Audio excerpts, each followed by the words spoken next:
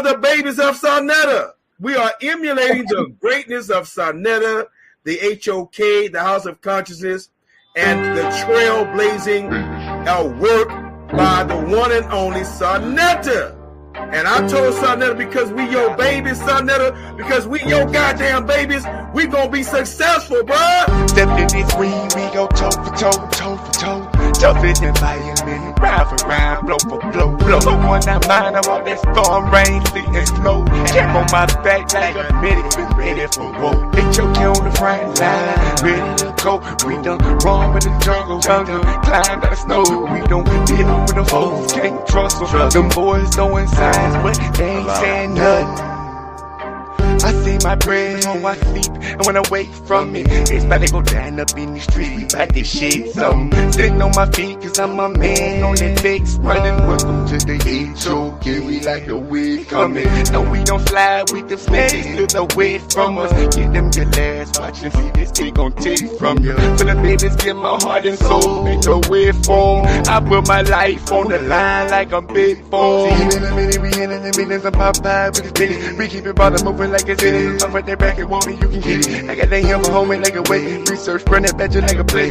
Bring it towards you like a play. I'm with us, be straight.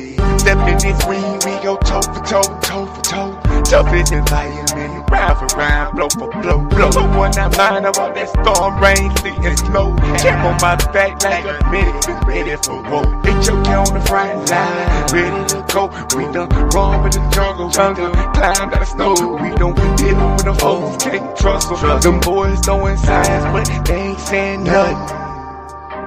They say that they ready for what we gon' get in the thing change. They living in nothing, the rope at their bottom, they hollering the gang, can't go in the bang, they killing the name, bang. They can wait for the baby, they living each in the same pain. I gotta keep it alive, we clean them bucket them up, we make a way to the top, yeah. I thank the Father cause he made a way. And all my haters, all stars, they do the fade away. Up from the gossip, the drama, the hate, they to the cheddar.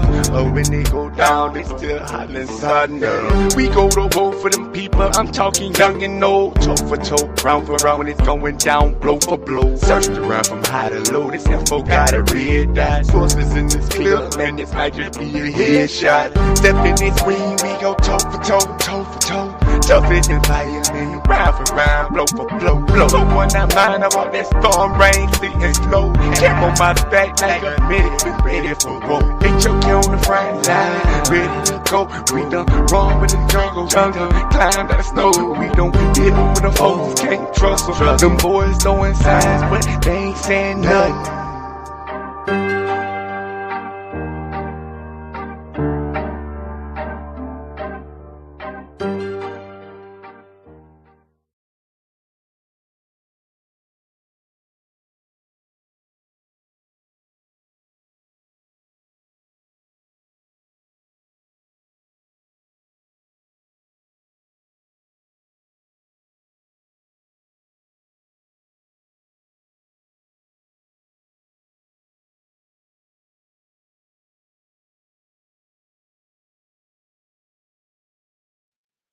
Yeah. Y'all already know what it is. Peace and black power, man. Peace and black power, family.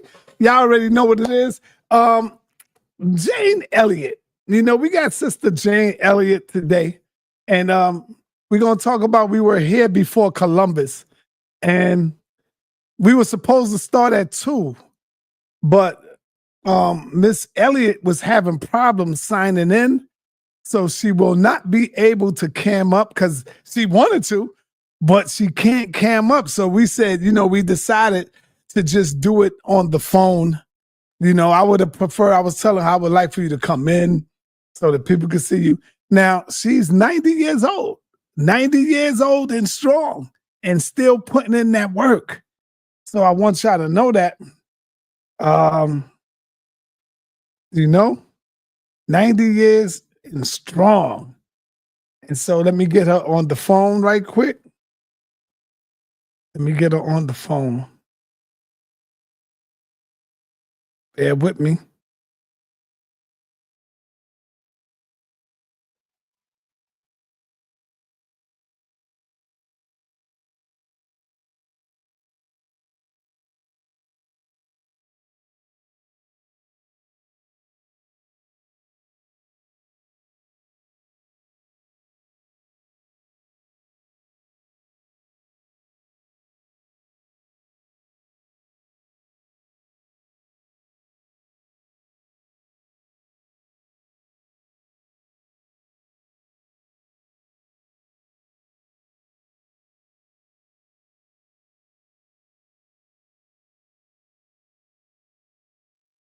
Okay, let me get her in here. Where you at, Jane? Here she go. Hold on. Here we go. The only thing I don't like this is that when people be calling.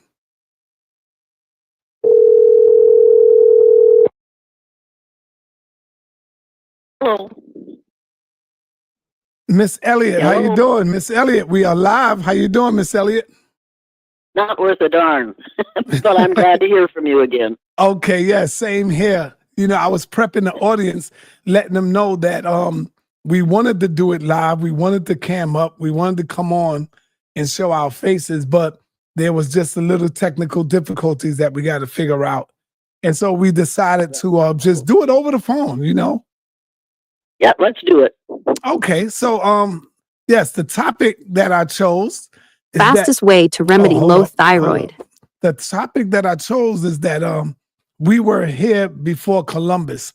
And the reason I chose that topic was because I was strolling through YouTube and you popped up and I was watching. This is your second time over here on my channel.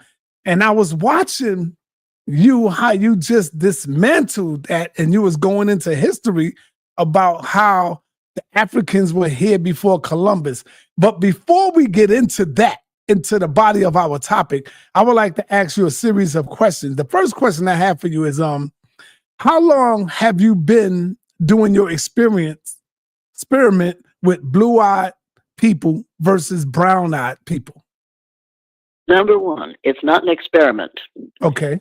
It's illegal and unethical to experiment with people without their knowledge or their permission. Everybody wants to call this an experiment so that they can make it sound illegal and unethical. What I did was an exercise in empathy. The day after Martin Luther King Jr. was killed, Martin Luther King Jr. had been one of our heroes of the month in February, along with Abraham Lincoln and all those other wonderful people.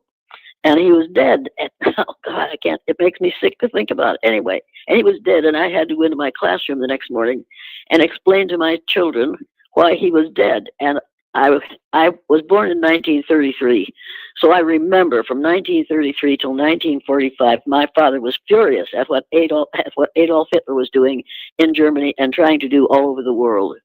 And here we are. Here I am.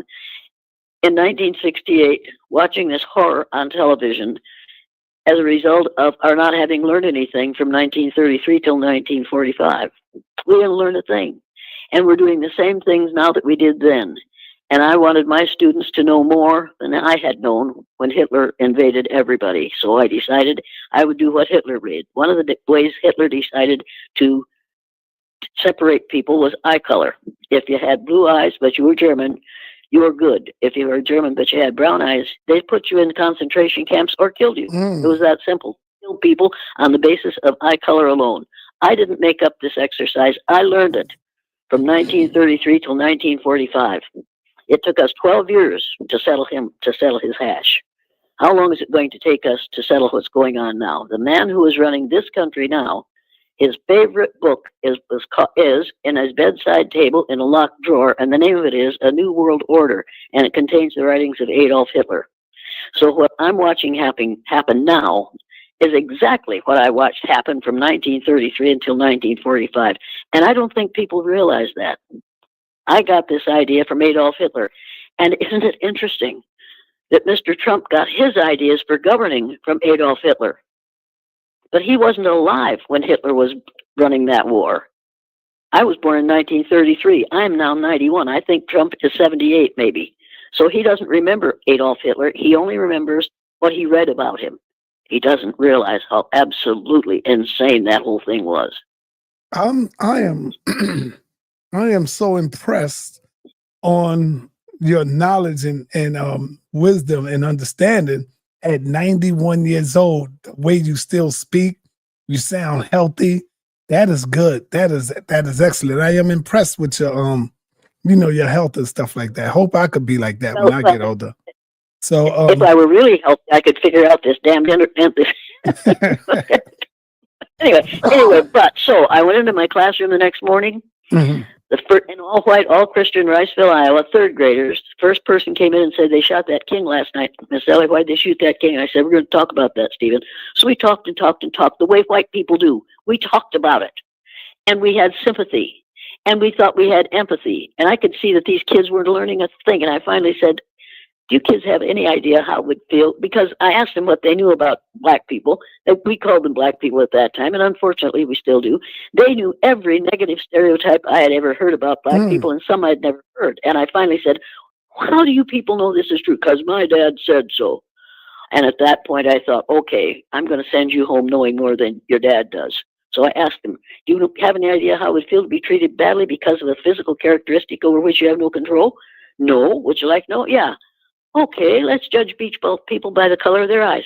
Okay, that sounded like a lot of fun because most of what we did in my classroom was fun. So I separated them according to the color of the eyes. And I let brown-eyed people be on the top, blue-eyed people were on the bottom because I'm blue-eyed and I didn't want the power structure to be with the blue-eyed people, with the people who are on the bottom. I separated those kids according to the color of their eyes, and within 5 minutes, I created a microcosm of society in my third grade classroom. Within 5 minutes after I started that exercise, little brown-eyed Debbie, I made the blue-eyed people take their desk to the back of the room. The brown-eyed people were all sitting in the front. And I started to tell them about that blue eyes aren't as smart as brown-eyed people. They aren't as clean. They aren't as civilized.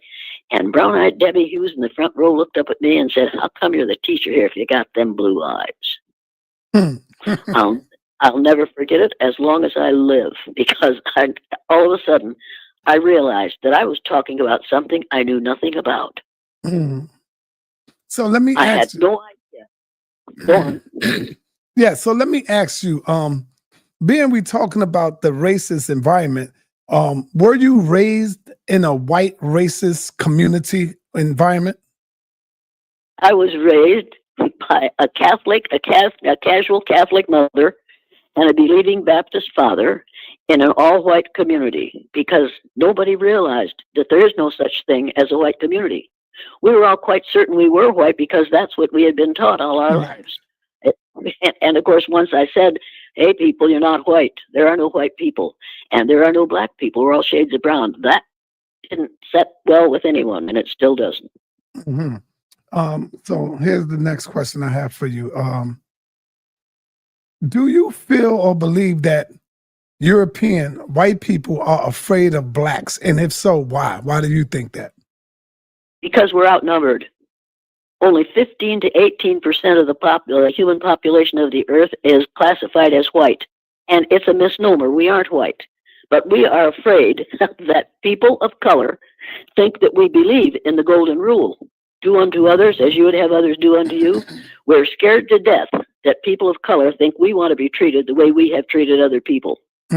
We're talking about fear here, and we're talking about, I hate to say it, but white male fear. White males are scared to death that they are going to be on the receiving end of that which they have dished out for the last 300 years in this country. This is all about fear and insecurity and guilt. And I don't want to get even with men. I want to get equity with everybody. I don't want to get even. I don't need to get even. That takes a lot of work, and then you have to deal with it, and then they have to get even with you. I don't think that people of color want to get even with us. I think they want to get equity. Am I wrong about that? No, you're not wrong. I think. Yes. But wait a minute. I think that's the message white people, particularly white males, have to hear. Melanemic males have to hear that melanaceous and melanotic people do not want to get even with them. Right. They want to get equitable treatment under the law, and we don't say that enough because we who are melanemic don't want to admit that. We want to be quite certain that they want to get even with us the way we would want to get even with them if we were in the same position. Okay. Have you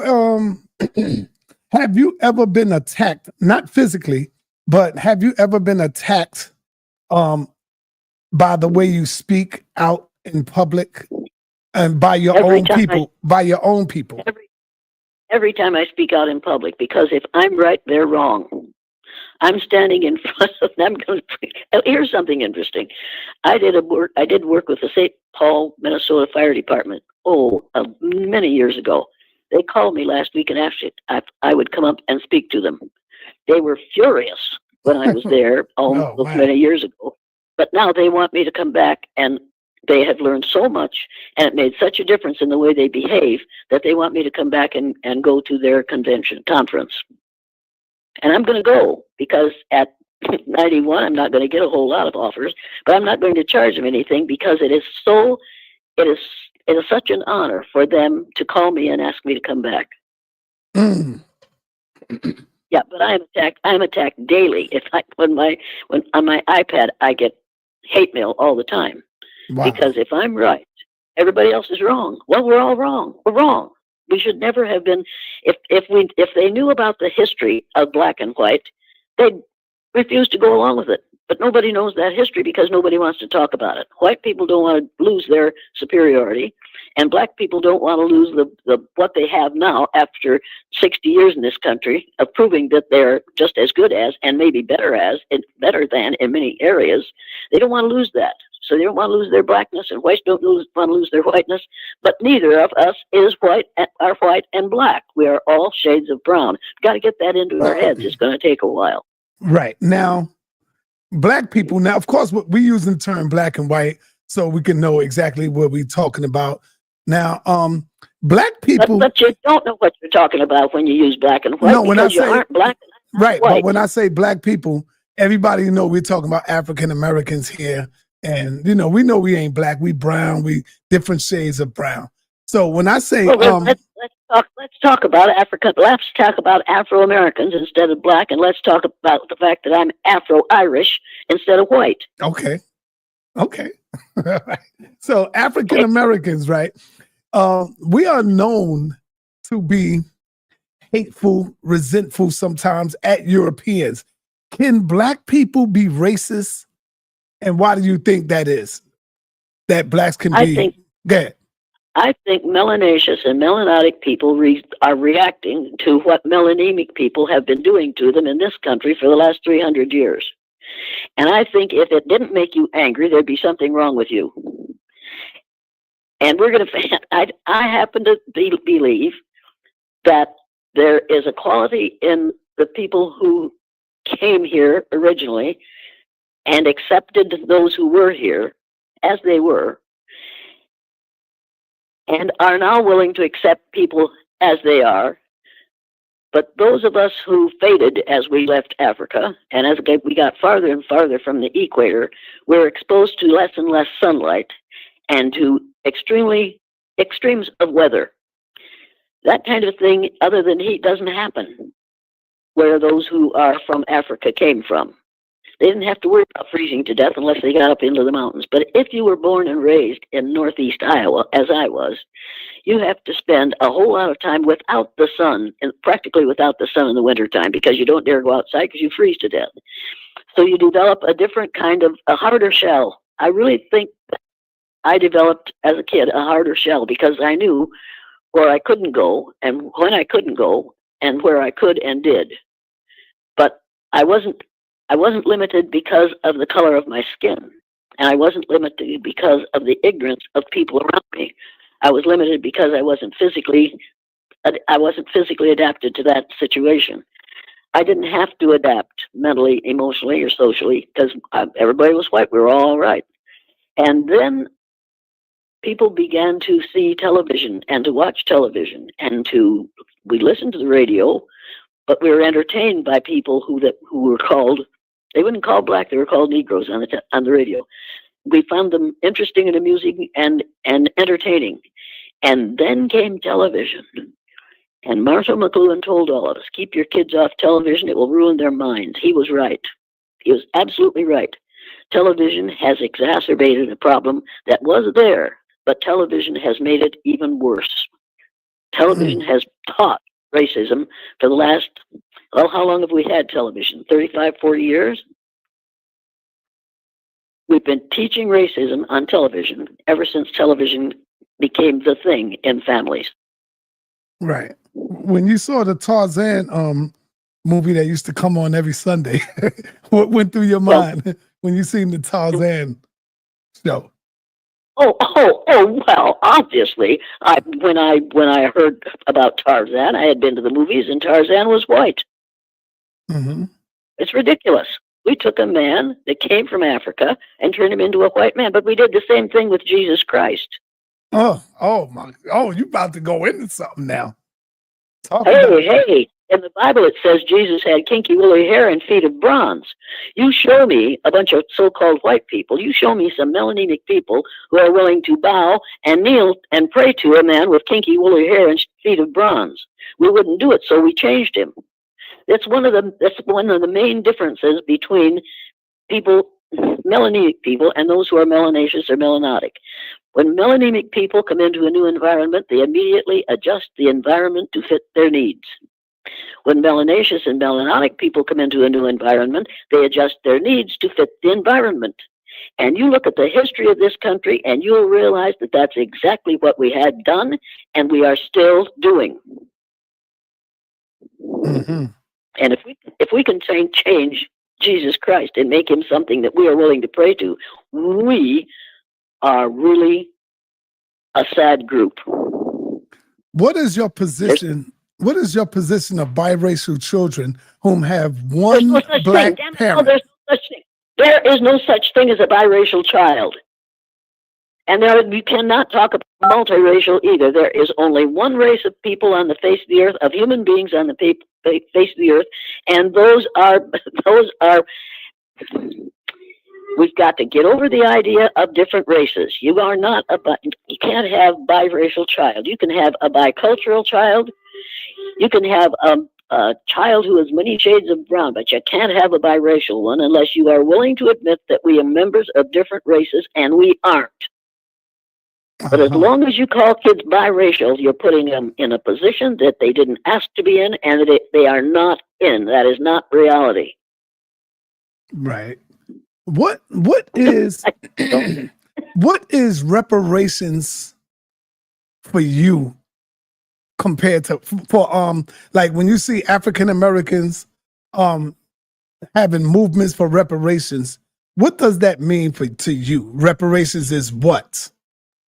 We don't have it yet for the Native Americans, and they were the first people from Africa who got here. Hold up. You said the Native Americans. You said the Native Americans come right up out of Africa? Of course they did. Ooh. All human beings came out of Africa. Top Cat, where you at? Where you at now, Top Cat? Go ahead, Jane Elliott. Wow. What? Where do you think the Native Americans came from? I thought they always been here in America. No. They came from Africa just like all the rest of us did. Oh. They are human beings. They are Homo sapiens just like you and I are. Mm-hmm. They are Homo sapiens, and they came here from Africa between 20,000 and 15,000 years ago. And their bodies adapted to the natural environment, which is exactly what my ancestors' bodies did when they came to this country from Africa. Only they came from when those first modern human beings evolved in sub-Saharan Africa and started to populate every landmass on the face of the earth. They populated what we call Ireland also, along with all these other places. And they outlived, outnumbered, outpopulated, outsmarted all those humanoid types who were around at that time. Every person, every human being on the face of the earth, if you trace your DNA back far enough, you're going to come up with some DNA from a country in Africa. Right. We're all members of the same race. Native Americans are members of the same race. Were the African Americans here before any other group got here, such as Christopher Columbus? Oh, hell yes. Of course they were. They were here, and he thought he had reached India, so he called them Indians because he didn't know any better. Ooh. And we still don't know any better. We're still telling the lie because it makes Christopher Columbus sound like a white man who knew what he was doing. He wasn't a white man. He was a man who was a result of those people from Africa who had populated Europe and were dark until they spent hundreds of years in less sunlight, so their bodies produced less melanin. So their skin, their hair, and their eyes got lighter. Their brains didn't get smaller and they didn't get larger. Their colors changed. Wow. Christopher Columbus was one of my 30th to 50th cousins, and so are you. Mm-hmm. Uh-huh. How do we know that there have actually been a man by the name of Christopher Columbus? How do we know he really existed? Or he wasn't just how do we know that made-up character? How do we know that Jesus Christ existed? Exactly. That's the point I'm making. Have you met him recently? No. You know he's there? Oh, man. Yeah, but man who came from woman, remember that. Yes, man came from women. Yeah, we get into that sometime, like who were here first, man or woman, you know. Well, now, which do you think it was? Well, you know a man who has a uterus? Yeah, well, every man I know have a navel. So does every woman. That's showing you that he had came out, that a biblical cord been cut. He had to come from a woman. So, oh man, that's deep. Right. The first man on earth was probably a woman. You know where the word woman came from? Where? Because I have a womb, so I'm a woman. Uh-huh. You don't have one, do you? No, man. No, so you couldn't bear a child, could you? No. So you couldn't reproduce without a woman, could you? No, but see, men will say, and she can't reproduce without a man. I was so hoping you'd say that, because they have proven that you can put two female cells together in a petri dish, break down the cell wall, combine the two cells, combine the two eggs, and come up, if you're doing it with a mammal, and come up with another female mammal. We could have an all-female society if we wanted one. I don't want one. I want my husband back the way he was. I want men around me. But we could have an all-female society. Make no mistake about that. Oh wow, that's deep there. That's a horrible thought, isn't it?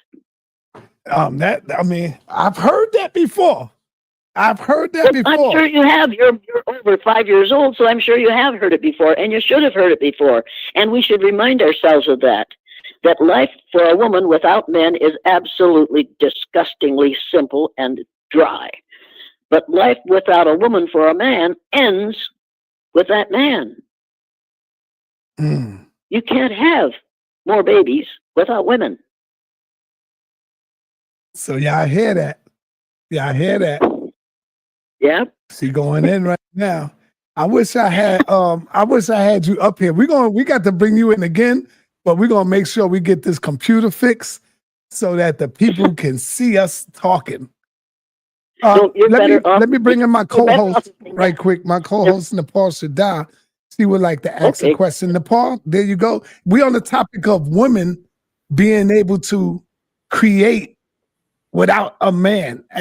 I'm quite sure you can't do it now today, but that's how it started. Am I right, Miss Elliott? Hey, you could if you chose to. You could. Men drop that. I have to drop that bomb for her. Go ahead, Miss Elliott. We're talking about what the first human being was, and I am convinced that it's a woman, because women can reproduce without men, but men can't reproduce without women. Exactly. I've been telling this audience this for some time. We get a lot of pushback, and I want to ask you, since we have you up here, and you're very wise. Why is it that women have accepted since the beginning of time that we've been taught the narrative, it's a male first and Adam first and God is male. But when we finally tell the truth about it, we get called women man-haters and misandrists and feminists. Why do we have that type of reaction when you make statements like you just did? Can you talk to us about that? Because we have been taught the wrong things, and because men had the physical power to overpower, and that's what they did. And women for many, many years weren't allowed to read or write or have a job, and they were only for the purpose of reproduction. You know that, and I know that. Women were supposedly the weaker sex. Now, all you have to do if you think women are the weaker sex is go to the nearest rest home, count the number of women there, and then count the number of men. And you realize that women are not the weaker sex, and women could handle this situation and could run a country and have over the years, for hundreds and hundreds of years. But we have been led to believe that we aren't wise and we aren't capable and we aren't as wise and as strong as men. Physically, we aren't as strong as men. Muscularly, we aren't as strong as men, but we have powers that men don't have and will never have. And many men realize that, and some men keep us down because they are jealous of what we have that they don't have. They are jealous of our ability to survive in spite of. And that's what we have to do. In order for our children to survive, we have to survive. And we have the strength to do it because we have that X factor that you get with women. So I want to also have you speak on how you've been doing this work. I really want to stay on the topic about the women, the information about women, because you do your exercises on to bring white people who aren't aware of what Black people go through. Is there any exercise that you do with men and women for men to see how women may feel? I mean, has that ever been presented to you? No, because during the exercise, men feel like they're being treated like women. And they act the way women do when they are resentful of the men who are over them. When I do the exercise, I put the blue-eyed men on the bottom every time. And blue-eyed men turn into what they have accused women of being all these years, simply because of the way they're being treated. I lower my expectations for them. I expect them to act in certain ways, and they act exactly as I expect them to because I know how to bring that out. And men know how to make women act the way they do because men know how to do that. And women know how to make men feel bigger and stronger and smarter because we've been trained to do that all our lives. And when women stand up and say, wait a minute, I know more than you do, you're immediately seen. The word that is used is the B word. Has anybody ever called you the B word? Oh, I get called that all the time. And also That is true. That is true, though. Here's what you have to remember. When somebody calls you the B word, you say, well, thank you very much. That's a compliment, because for me, that word is an acronym for BITCH, being in total control, honey. I like that one. I'm going to say the next time you're in control, and the next time you're in control with one man or a bunch of men, they're going to say, well, you're a man. And you're going to say, thank you. I'm glad you recognized that. That's exactly what I am. Do you know what you just called me? And then you tell them. BITCH stands for being in total control, honey. Wow. And they went that word on you again. So let me ask you, you're 91 and strong. So I want to go back, because this is awesome. You have actually experienced all these different eras.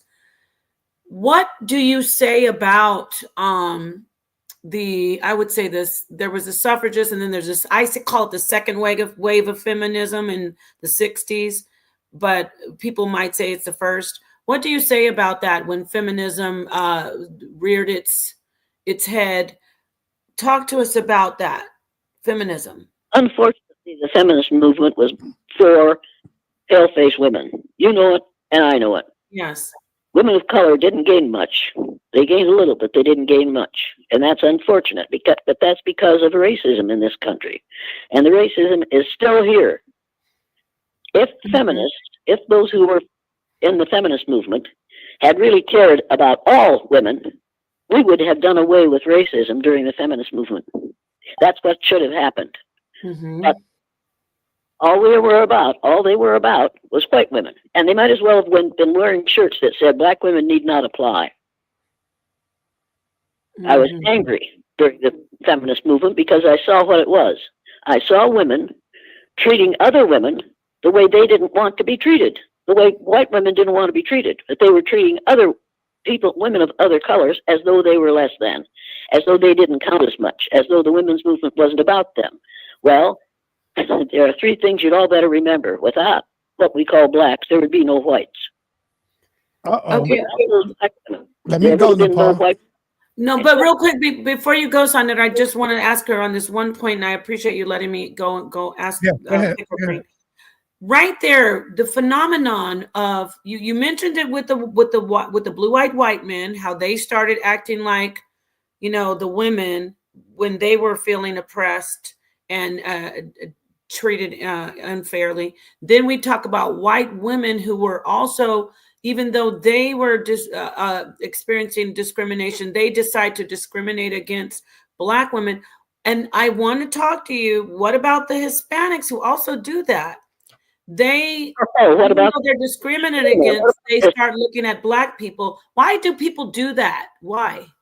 Well, tell me why Hispanic males voted for Donald Trump, and that's what got him over the line. Talk about it. Tell me that. Tell me that, and I'm angry about that. But they did it because he appealed to them because he was male. And he was white, they thought. And if a white male goes up against what is obviously a Black female, they're going to vote for a white male because they have been brainwashed to believe in the rightness of whiteness. And I'm just really disgusted because the minute that man became president, then he turned on those people south of the border.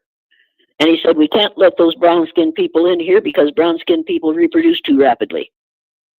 They got him elected, and then he said that about them. Explain that to me.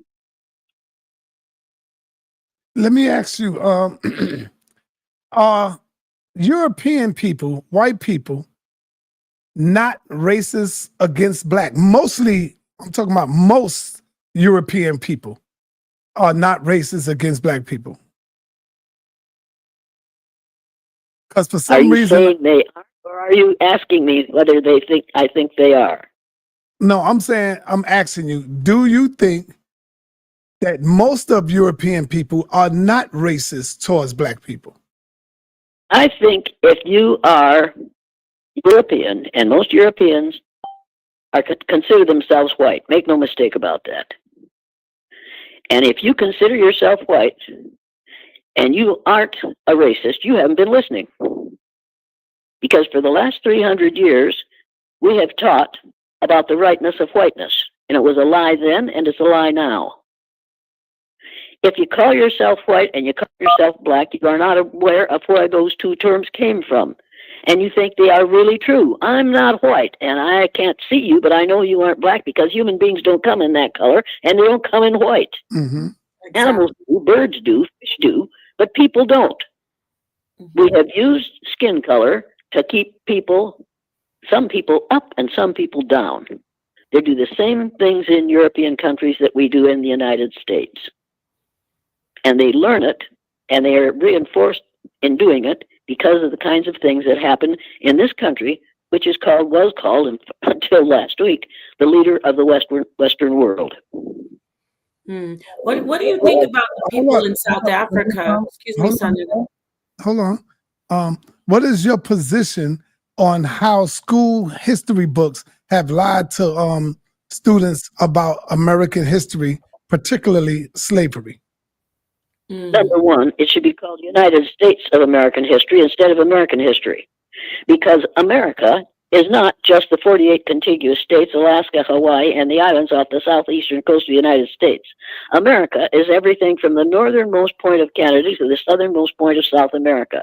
We've got to stop referring to this country as America and call it what it is, the United States of America. And if we don't do that, the person who wants to be king will divide these states, and that's what he's trying to do. Now, what was the question?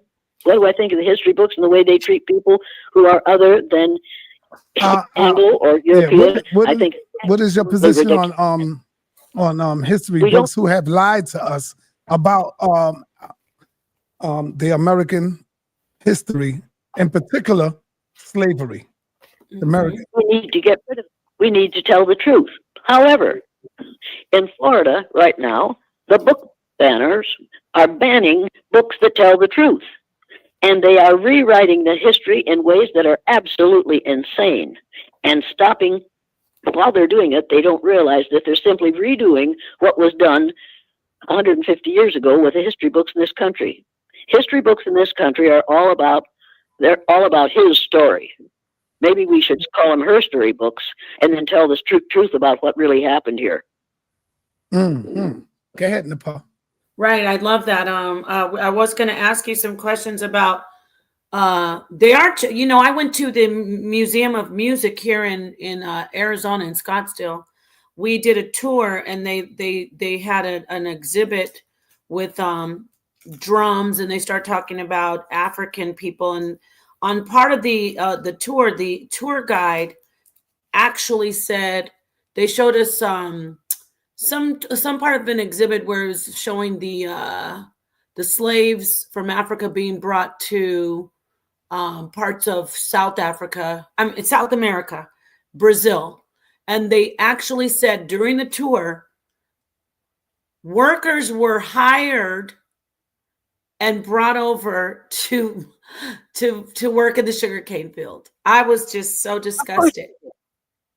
Of course they would. We can't afford to tell the truth about history, because then we won't think so much of this country. And that's exactly what the governor of Florida said several months ago. And he's still saying it. And that's what these book banners are doing. They're banning books that tell the truth, even though they are novels and for kids to read. They would refuse to allow them to read books that would tell the greatness of the people who were here before we pale faces got here. Thank you. Now, with that said, I want to go back to my question I had asked you. We're talking about America, United States of America, but I want to ask you about what's going on in South Africa, how the Afrikaans, or people who speak Afrikaans, the Danish and the Canadians, or whoever is going over there, how they really are reaching out to the president of the United States now and speaking about what they should do about Native Africans, because they're so, I'm doing air quotes, oppressed and in danger, even though they came in and invaded that land and colonized. So now they're actually having discussions with the United States government and the UN on what they need to do about these basically villainizing the actual indigenous people over in South Africa. And they're crying about how they're not getting, they're in danger. Talk to us, please, about what's going on over there. Can you do that, please? You can't justify killing people because of the color of their skin unless you say that they are discriminating against you. And that's exactly what this president has done. Last week or 2 or 3 weeks ago, he said he's going to bring a bunch of white people from South Africa to this country because they're being discriminated against in their own land. What he's trying to do with that is make white people not lose their numerical majority in the United States of America. He did away with the right to abortion when his first, this is what he has worked on for years. Do away with the right to abortion because he's quite certain that most of the babies that are being aborted are white. Well, they are, but because black women who are women of color, don't reproduce as rapidly as white women do, because white women are seen as the kind of people you want in your community. So we'd go to great lengths to make sure that pale-faced babies live through the delivery room, and in the first few years of their lives. We keep them happy and healthy and try to keep them alive. We don't do the same thing for children of color. You know it, and I know it. Yes. And abortion for a white woman, we got to get rid of that, because that means that we can be outnumbered sooner. The statistics are that within 25 years, and it's going to be less than 25 years now because that was 8 years ago, within 25 years, white people were going to be a numerical minority in the United States of America. Donald Trump is absolutely determined to see to it that that doesn't happen. And so are these evangelical Christians who are saying you must not get an abortion. And then in the back of their minds, they're saying, unless you're black. And you know what happens. Wow. Yeah, you know this, and I know this, and we all know this, but we don't talk about it. White people we aren't white. Melanated people are scared to death that they're going to be outnumbered on this land, and then they are going to be treated the way we have treated those people who were here first or who came here from Africa. That is not, hopefully that won't happen. When I do the blue-eyed, brown-eyed exercise, the blue-eyed kids are on the bottom the first day. The brown-eyed kids treat them like dirt. They treat them the way they have heard their parents talk about. It's all the way it's all right to treat those who are different from yourself. And I think during the day, oh God, when these blue-eyed kids get on top, this is going to be awful. They're going to get even. Every time I do that exercise, when the blue-eyed kids are on top, they don't get even. And the magic at the end of the exercise, and I say to those kids, you blue-eyed boys, I heard you in the boys' room, in the restroom, talking about what you were going to do to these brownies when you got on top. You didn't do it. You said you were going to get even with them. Why didn't you get even with them? And those blue-eyed kids say almost in a chorus, because we found out how it feels to be on the bottom. We didn't want to make anybody feel as bad as we did when we were on the bottom. Now, if people would just watch that film, The Eye of the Storm, and see that the blue-eyed kids are totally different to the brownies than the brownies were to them, they would learn that they don't have to have this fear of being outnumbered. We don't have to be afraid that they're going to get even. All we have to do is treat one another fairly, and then there's no reason to get even. You know, I did see something real quickly. You know, I love what you said. I think we need to talk to you more. You really are a breath of fresh air. I do want to bring up something an observation that I recently made. I watch these true crime stories, and there's a lot of stories that focus on bring awareness about how do I say this? Okay, recently we had this young black track star, a young black kid. He's 17. He stabbed another young white track star or athlete at a track meet. We recently had this. And I see a lot of young men, especially black men, doing acts of violence, whether it's self-defense or not, violence that ends up most of the time of unaliving. We say unalive, ending the life of someone. Now, I was looking at that and I was really thinking, are these the chickens coming home to roost, though, for America?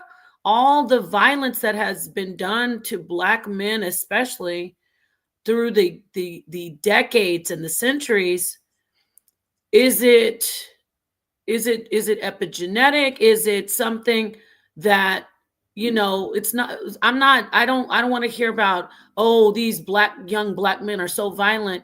I want to ask you, as a white woman who's grown up in through all of these eras, is this America getting there? What they created, what they did to black men all the time?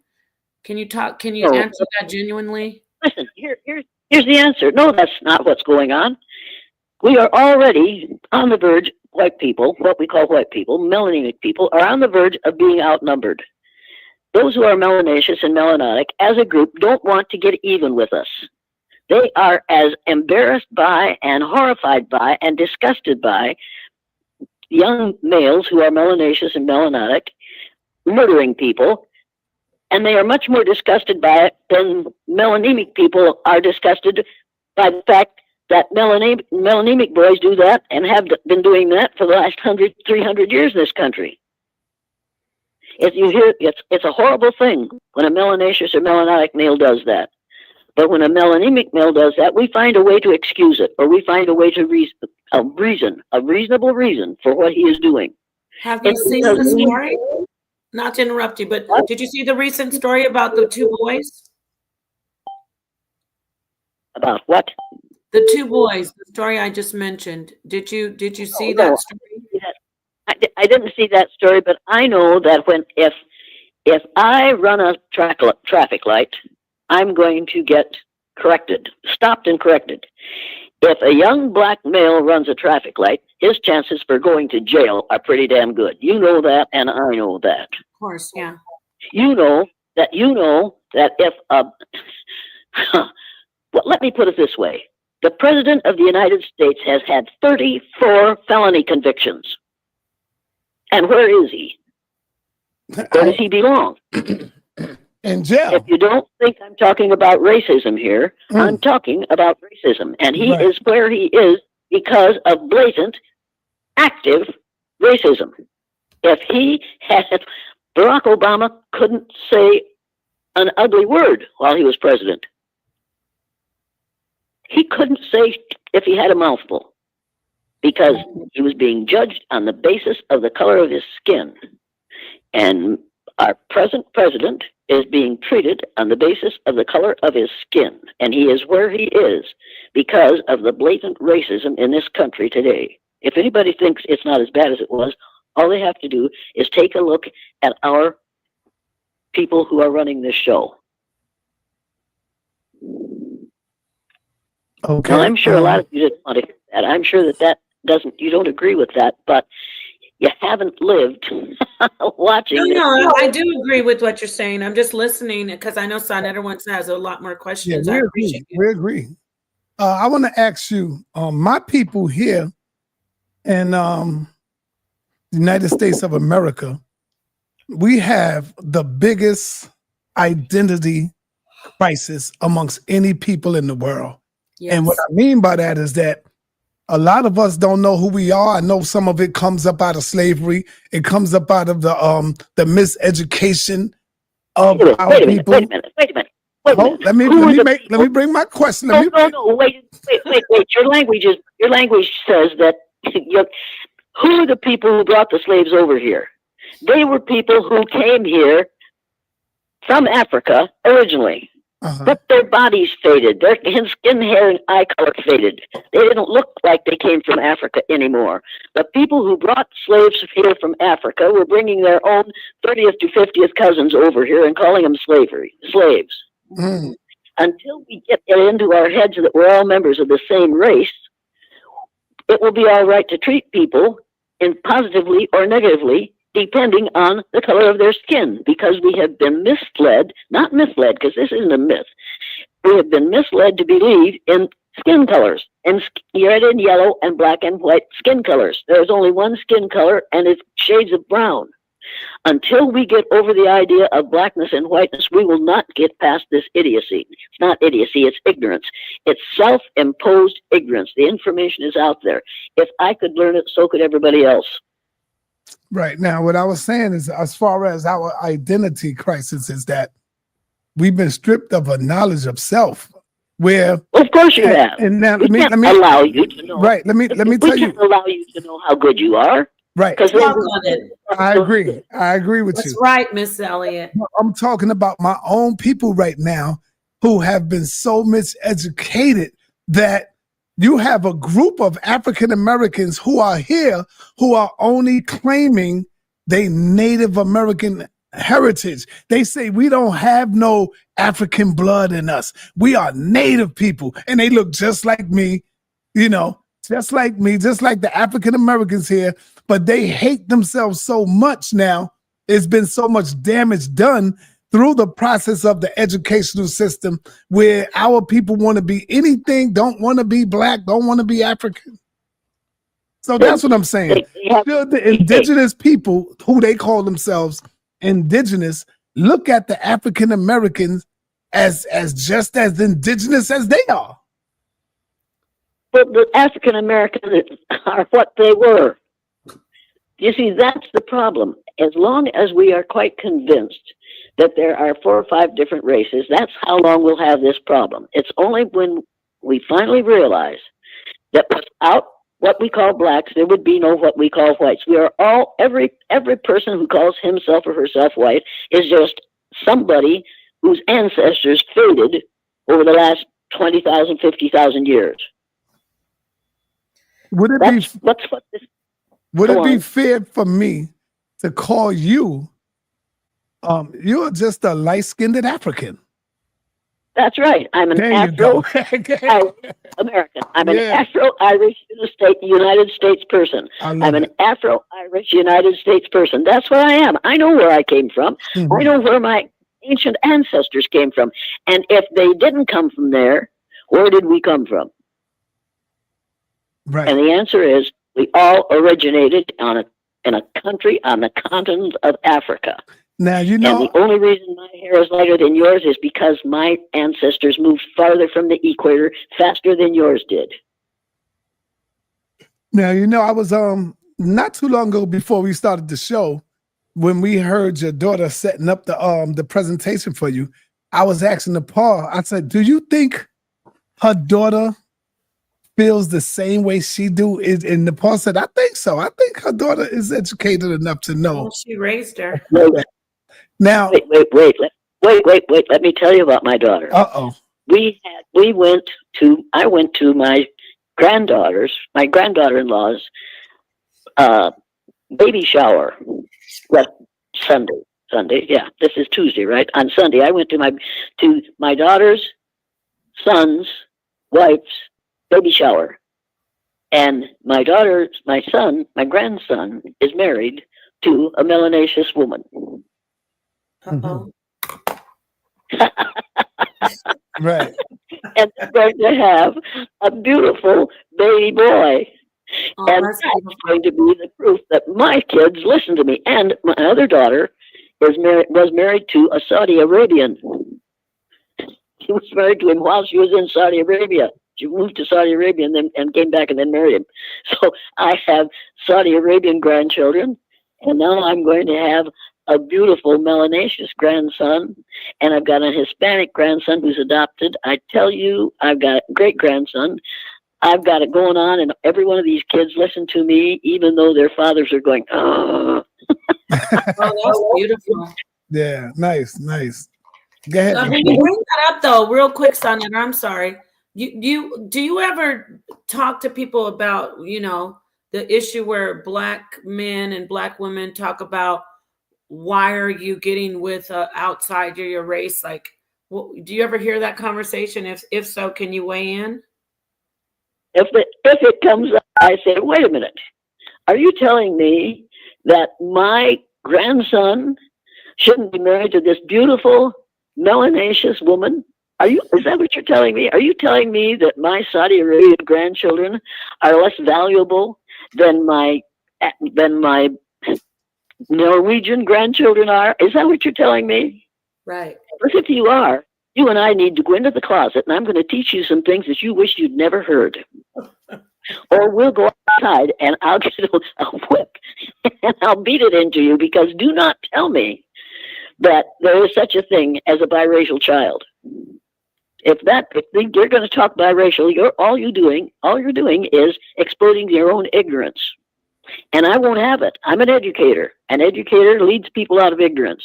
And the number one ignorance in the United States of America is the ignorance of the idea of having biracial or multiracial children. There is no such thing. And until we get that idea out of our heads and out of our textbooks and out of our calendars and out of our heads, we're going to have nonsense going on indefinitely. And this is all unnecessary. This is the result of the last 400 and some years of believing that it's all right to label people white and black. Because you see, Torquemada did this, and he labeled the lighter brown people in Spain white, because white is the color of goodness and purity. He labeled the darker brown people in Spain black, because black is the color of savagery and evil. He put us at polar opposites at that time in the 1400s, between 14 and 1500s, so that if you are good and pure, it's all right for you to kill that which is savage and evil. And that's exactly what we have been doing ever since the days of the Spanish Inquisition. That's what we learned then. That's when we learned this nonsense. It's time to give it up. And those who continue to believe in it, that there are white and black people, need to give up television, need to give up electricity, need to give up automobiles, need to give up all the things that we've gotten in the last that make our lives better as a result of making progress. We haven't progressed where skin color is concerned, because we still believe in the lie of whiteness and blackness. Okay. And it's only good for white people. And now it's not going to be good for white people much longer, because we're already a minority on the face of the earth. And we're going to be a minority, a numerical minority in the United States of America. And until we get it into our heads that those people who were here first know more than we will ever learn, because they did and they do, until we realize how brilliant they are and how we have impoverished ourselves by refusing to recognize their brilliance, that's how long we're going to be struggling to keep up with them. We can't keep up with them. We're trying to get ahead. We can't even keep up with them. Let me I'm not ask. stupid. Let me ask you. Can I play a clip real quick, and then I would like for you to, if you hear something that you agree with or that you would like to expound on, tell me stop, and then you can explain. You can expound on it. Is that all right? Okay, it depends on. Go ahead. Okay. Here's a clip from Professor James Smalls. Being that we're supposed to be talking about Christopher Columbus, I had to throw this in there. I interviewed this elder here. Let's listen.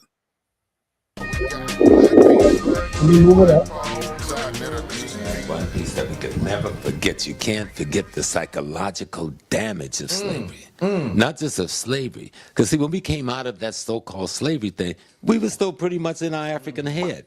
It's the psychological warfare that's being waged today and being waged through that period that Dr. Nobles called the mimetic European infection.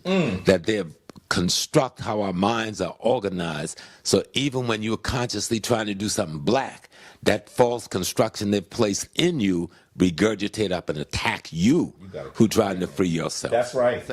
When we were young, down south, you know, we always, because we didn't know another term, so we used to say we were Indian and black. Right. But when you got older, like when we left home I lived in the woods. I grew up on a village, and I'm the bush. I'm bush Negro, straight up, straight ahead. And so, but when we came to the cities, people laughed at you when you said that. So that was the point I was making. Not only did we make that reference to ourselves, but we went to the mounds. We went to the graves of our people and the method in which we buried. The ones who were indigenous there, they bury in mounds. And those of us who was from the continent, especially we had Congo, we had Akan and Yoruba and Igbo, and they buried, and you know which one it was from the decoration on the grave and what they put on the grave. And so that's what I grew up in. I didn't know that was abnormal till I left home. That's the point I was making. So when you tried to make that equation, people thought you were trying to deny being from Africa. See, they were people, our people who were here when we got here. They had come from Mali. They got a record of when they came. But if you know anything about West Africa, like I was explaining, I was in the U.S. Navy and we sailed on that coast. I was stationed in the Gran Canaria Islands in Las Palmas, all right? And we sailed down to the Bahamas. Some white guys a month ago got in a damn rowboat in Las Palmas, Gran Canaries, and sail into the Bahamas. That's right. So if some crackers today can do it in a rowboat, we were doing it all along. All right? And that's a part of the discussion in Africa, that we were coming and going, visiting this place. We showed Columbus how to get here. He knew he wouldn't go on to know India.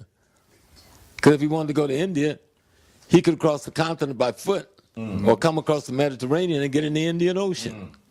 He knew where he was going because the Africans told him what was here, you know. But he couldn't find what he came for. He was looking for the gold and stuff. But when he didn't find it, they threw his butt in prison. Most people know Columbus spent most of his life in prison after he went back. I just told you the white folks came over here in a rowboat the other day. I believe that. Okay. So if they can come over here in a rowboat, no, it was all on BBC News, and they were getting a. Professor, this is saying from Africa to here in a rowboat. Came over here in a pretty good sized rowboat. This was all on the BBC. What was this, about a month ago? It's not the first time. So the point is, if you ever see the African dugouts, some of them as long as the dugout. Yeah, I see. All right. The oldest one. And you see them out on the sea and how them brothers manipulate that. They cross the Atlantic Ocean, nothing. I lived on that Atlantic Ocean for 2 years. When you're out on the ocean, the provisions, having food and water to survive. When you're out on the ocean, except in a storm, it's calm. It ain't like them waves we see when we're on the shore. Once you get past those waves, you're on a big slice of blue glass. I was in the U.S. Navy. I lived out there, okay, for 24 months. That was my home. The ocean is not as treacherous as you say, except when nature decides I got a storm brewing out, then you're in trouble. All right, Miss Elliott, you hear what's going on right now? He said we've been coming and going back and forth to America, back to Africa for years before Columbus. Most of what we have, most of what we call ourselves white people, the vast majority of what we have and what we know and what we are came from people who were here before we were. And that means people who came from Africa. If we would just get over the idea that whiteness equals rightness and decide that we are what we are because of our forebears, and our ancient forebears came from Africa. That's it. That's all we need to. If we once get that into our heads, then we can get over the idea of brightness of whiteness and the slackness of blackness. But until we get that into our heads, we won't do that. When you look at the number of males of color who are in prison in this country today, and compare that to the number of pale-face males that are, if you think that our prison system isn't about racism, you need to take another look. Mm-hmm. And if you think that our politics isn't about racism, you need to take another listen. If we could get people convinced of the fact that we're all shades of brown, then we wouldn't have to constantly be talking about blackness and whiteness, which do not exist in the human race as skin colors. Right. Let's get real for a while. Let's just can you imagine a time, for half an hour a day, when none of us were black and white, but we were all just shades of brown? Right. Can you imagine what that would do for our children, our grandchildren, and my great-grandchildren, to know that their relatives aren't white or black, they're all shades of brown, Grammy? How'd that happen? Because they're human beings. That's the way that happened. These aren't birds, and they aren't fish, and they aren't exotic animals. These are human beings who all come in shades of brown. And we've had about 500 years of being stupid about this. Before the Spanish Inquisition, we were all members of the family of man. Of course, no woman was involved, but they were members of the family of man. Think about that. And then suddenly we became black and white. We were never black and white. It's two words that have been used to destroy people. It's time to get over it. We It's agree time to with say, you. okay, well, I know you agree with me, but when you go out of that building, you're going to call yourself black. You know you are, and I know you are. And you're going to look at people and see them as black and white instead of as shades of brown. Mm-hmm. Because that's what we've been trained to do. That's what we have been brainwashed to do. We have been fed a lie for almost 500 years. It's time to give it up. Those of you who continue to believe in black and white need to give up all the things that you have that you didn't have because of color. Color that is badly identified. Just give up everything that we've gotten in the last 500 years and hold on to black and white. And you're going to find out pretty soon that you'd rather have that other stuff and give up black and white. Nepal, you got something? What? Nepal. I'm just here listening, and I agree with her, but I want to ask you, when you said we agree, but yeah, we're going to walk out and we'll say we're black, we're white. We're talking about black people have to do this all the time. We have to know who we really are, but then in society or in a social construct, most of the time, we have to be something else.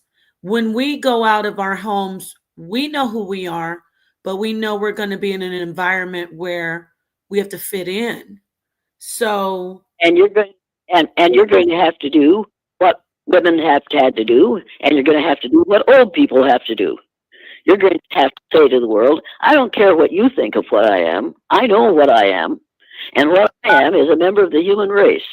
And I deserve to be treated just as well as any other member of the human race. And I'll agree to treat you just as well as I treat any other member of the human race, because we are all in this together.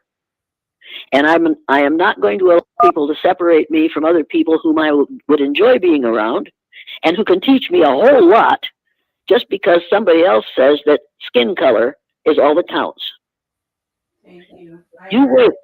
I've learned over the last 91 years how wrong my father was. When he saw the film The Eye of the Storm, that was the first film that was made in my classroom, and that's what it was. Well, of these blue and brown-eyed kids going through that exercise. He was almost 60 years old. He's a farmer. He was sitting there in his bib overalls and his work shoes and his blue chambray shirt with the sleeves rolled up, watching this film. And when it was over, that man stood up, took his red handkerchief out of the back pocket of his blue bib overalls, blew his nose, wiped his eyes, and said, "I wish somebody had taught me that when I was 9 years old." Now imagine how my father's life would have been different if somebody had said to him, "You will have children, grandchildren, great-grandchildren, and great-great-grandchildren, if you're very lucky, who look like they are members of the human race. They may be all different shades of brown, but they are all members of the same race, the human race. And they are not going to be seen as less than or more than because of two words, white and black." Now, words are the most powerful weapon devised by humankind. We use them to destroy people all day, every day. And the two words that are most powerful in the English language and in the United States of America are white and black. And we need to do away with them when it comes to describing skin color. Wow. Wow. If you're going to come up to ask a question, you must turn on your camera. Have to see who you are. I don't want no silliness and no nonsense with no knuckleheads coming in. Are you up for any questions? Yes, you are. Sure. How much? Well, my telephone might go off. I might run out of battery on my telephone. Okay. Yeah, go ahead. All right. The first runner-up. Peace and blessings to you, man. You have a question for Miss Elliott. Yes, peace and blessings. Can you hear me? Yes, I can hear you. Yes, greetings. Yes, quick question. This is Elliot. Do you support reparations for those people classified as black? The delivery of reparatory justice to those people classified as black. Okay, let me answer that with a question. Do you support reparations for those people that we put on reservations when we stole their land and put them on reservations, and they can't leave the reservation without permission, and those young women on those reservations, several of them, many of them, are killed every year because of our refusal to admit that they too are human. When we give reparations to the people whose land we stole to be on here, when we came here, then we can have reparations for the others. But you can't demand reparations for one group and leave those other people sitting on those reservations. And some of those reservations, it is just absolutely unfair, inhuman, and un-American. What's happening on reservations? Those people should be given back their land. And I don't mean a few acres of land. I mean give back what they had before we got here. What we are doing and have done and will do, continue to do, to what we call Native Americans, which we used to call Indians in our ignorance, but what we are doing to them is monstrous compared to what we do to what we call black people, to African Americans who are allowed to walk the streets wherever they want to, whereas Native Americans have to be where they are assigned. This is insanity. And until those of us who are opposed to what's happening to Native Americans, we have very little reason to fight for the rights of those who are other than what we call white. Yes, I didn't get an answer to the actual question. I'm talking about black people. Those people classified as black. It's a yes or no answer. Do you support the delivery of reparatory justice to those people classified in this current system that's still operational, classified as black? Yes or no? I understand what you're saying about the Indians and so on, but I want the answer to the question in regard to people classified as black. I want to change the classification. There are no black people and there are no white people. The words we want to change the situation. All Hello. right. Did you understand that? Answer the question, then we can discuss these other things afterwards. What is your position? Yes or no? Do you support the delivery of reparatory justice to those people currently classified by the government as black? And I will tell you what I said before. Change the classification. Stop calling people black. As long as I understand all that. As long as you can call them black, as long as you can call them black, you can treat them black. This is ridiculous. Okay, let me step in here and ask this different way. What about the progeny of the people who have been brought here on slave ships and worked for centuries and centuries? Do you support reparations for those people who are the offspring, the descendants of people who have been exploited, murdered, unalived, you know, these people who are who we are? Do you support that we get reparations? Right, after we give reparations to the people whose land you're living on. Okay, well, did you not say that black so-called black people, Africans, were the first ones here? Yeah. Didn't you just say earlier that Africans are the first people in the Americas? Did we put black people on reservations, or did we put the people who were here when we got here on reservations? No. Before I do that, I want to go by your words, and I appreciate you, answering these questions. Were you earlier saying that Africans are the first people in the Americas? I believe it. Yes, I am. Okay, so if we were the first people in the Americas before anyone else, we would be classified as indigenous to the Americas, correct? The people who who came here from Africa between 20,000 and 15,000 years ago, their descendants are the ones who owned who lived on the land and from whom we stole the land when we brought people here from Africa. When we brought people here from Africa, we were bringing people here to be around their 30th to 50th cousins, but we didn't call it that. We do not call. We want to think that every African American or any person of color in this country must have come here as a result of slave ships. No, they were here before slavery. Okay, now some of the people who brought the slaves here were people who were from Africa originally, thousands and thousands of years ago. But we don't want to talk about it that way. Yeah, I just want to ask you this, because I'm all for everyone getting what they deserve. I wouldn't be against the conversation about so-called Native Americans, the one who we call Native Americans.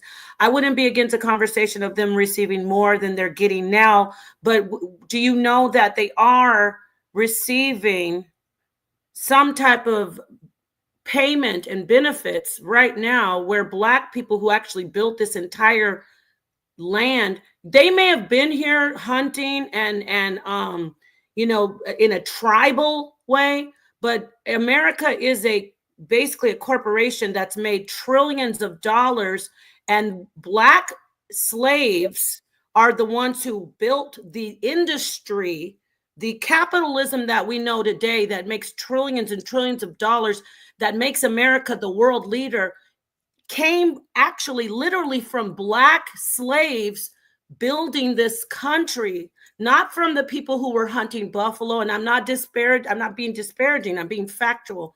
Not from the people who lived here and they lived in a tribal way.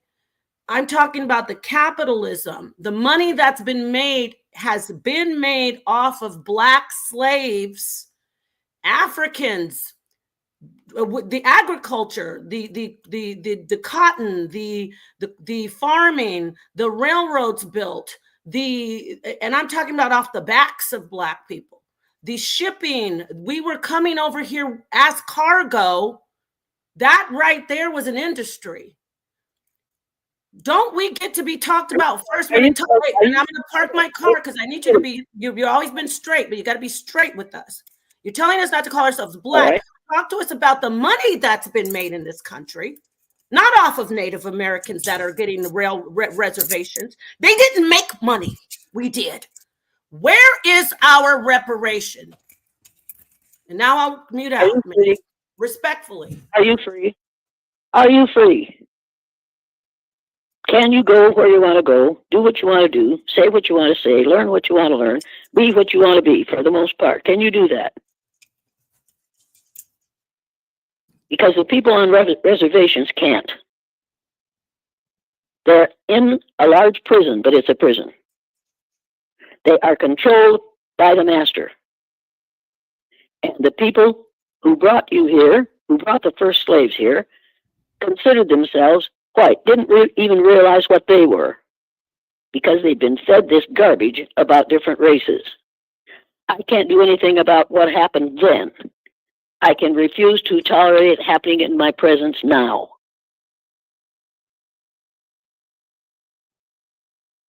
Hello. All right. All right, let's move on. Anybody else that have a question would like to come in?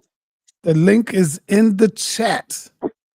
Thank you. Thank you, Miss Elliott. Miss Elliott. Appreciate you. Yes. All right. The link is in the chat. Anybody else would like to come in and ask a question? I see 3. Thank you for asking the question, sir. Thank you, brother. Nepal, you want to ask another question before somebody else come in? Or I just want to say I love the work that you do, Miss Elliott, but and I know you're an elder, but you need to start listening to what we're saying. We agree that we got to be feeling that everybody should be the same, but we've been things have been taken. There's no saint. Peace to my brother, no saint.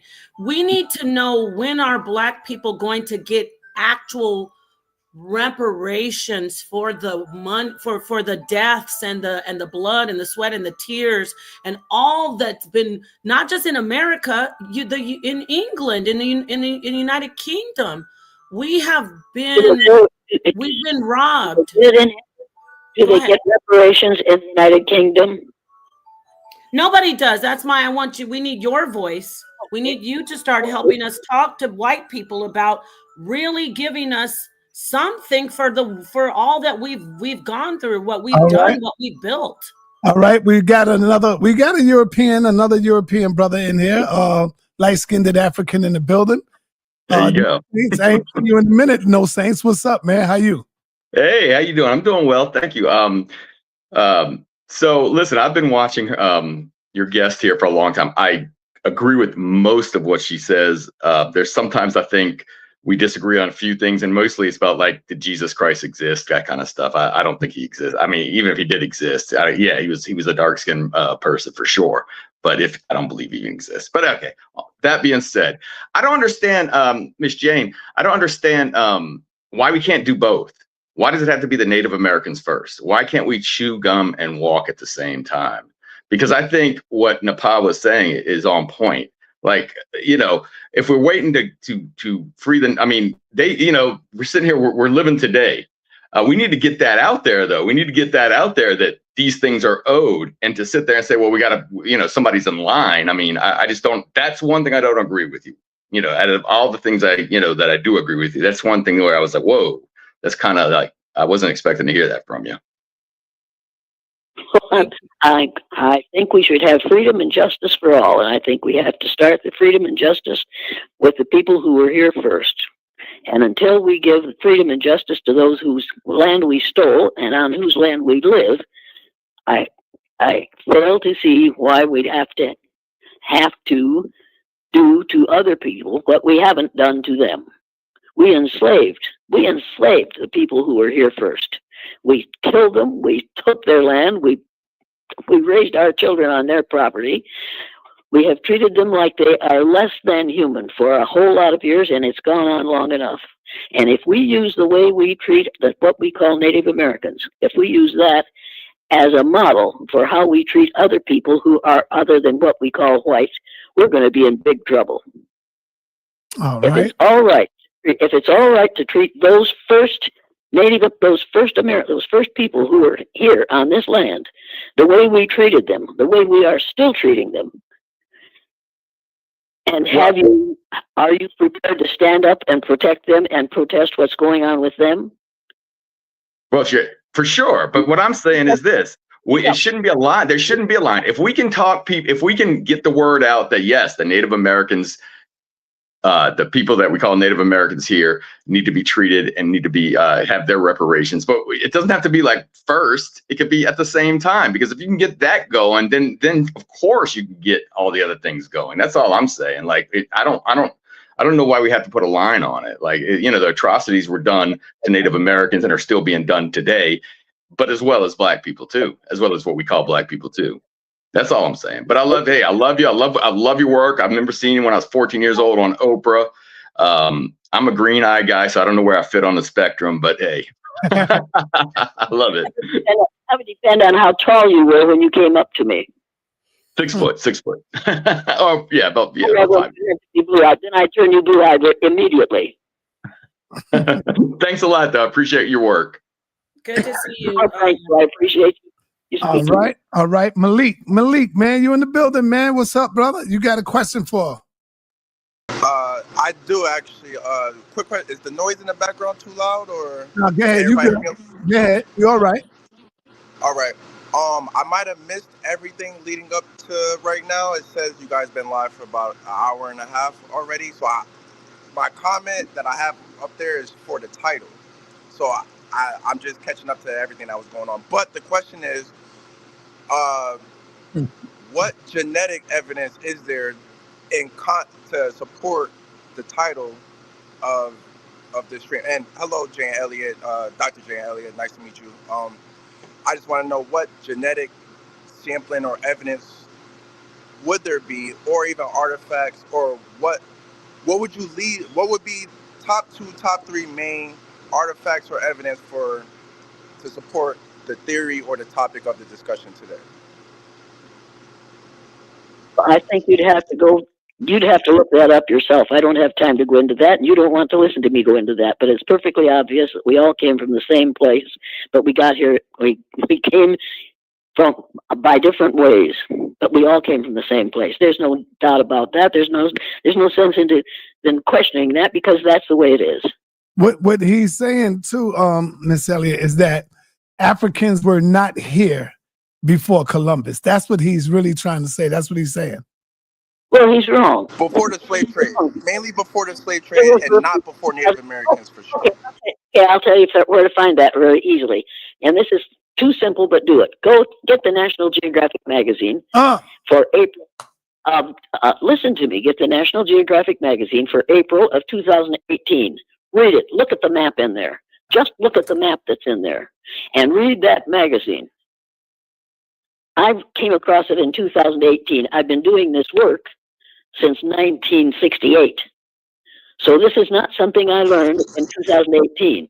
I knew this before I read the magazine, but the magazine supports everything I've said today, which is that we all came from the same place. Different faces aren't different races. That's a respectful magazine right there, National Geographic. Very. Oh, wow. I'll wait.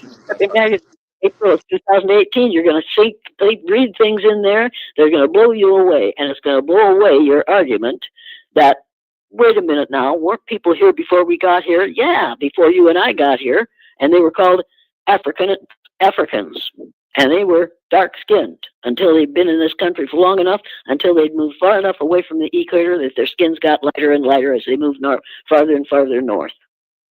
That's a fact, and you can argue with it until hell freezes over, but I'll meet you there, and we'll skate across the pond. No doubt. I appreciate your reply. So, again, just because you said you read an article, National Geographic is a source, that is a valid source, depending on what you're going over. However, that's still, to me or anybody, again, I just jumped in. I don't know what was said, but I was not given anything clear just to go and read. Now, you as a doctor and an expert in this field, somebody jumping in and just having the conversation, I'd expect you to give me 1, 2, 3, not just go jump at the National Geographic. If you can't remember, that's fine. You know, you've been on stream for an hour and a half, and that's cool. There's no shots or shade to you. Have you read the book The Myth of Race by Robert Wald Sussman? Can you repeat that, please? I'm sorry. The Myth of Race. Get The Myth of Race by Robert Wald Sussman. And if you don't want to read the whole thing, read the first chapter and the last page of the last chapter, and read that. And when you get done with that, you'll say to yourself, that broad might have known what she was talking about. So no doubt. So how come in the Native? I'm sorry. Now go ahead, Malik. Go ahead. No problem at all. But again, I'm asking a very clear and cut questions. Is there or aren't there any genetic evidence to say artifacts, linguistics, anything to assert? You telling me to go check this book out and this book out is one thing. No problem at all. I will gladly go through those. I can go back to the video and remind myself what those books were. However, for me and the listening audience, mind you, again, just to be fair, I might have missed it. I jumped in the stream late.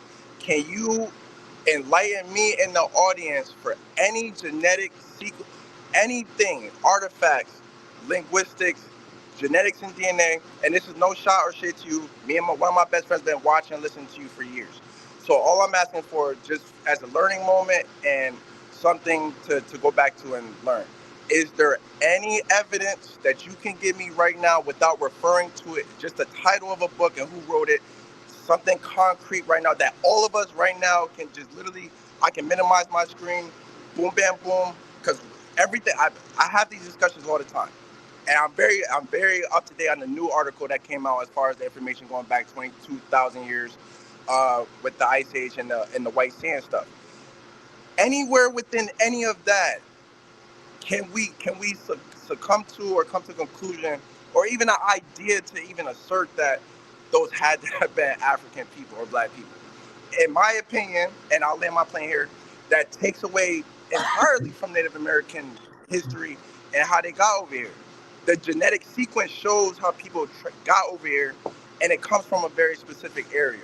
And there's no African genetics, but I'll land my plane and I'll listen. But that's just where I'm at. But if you can give me or the listening audience some type of concrete evidence or even a sliver to say, look, this is a fact, not just assumptions and all that jazz. But I'll listen.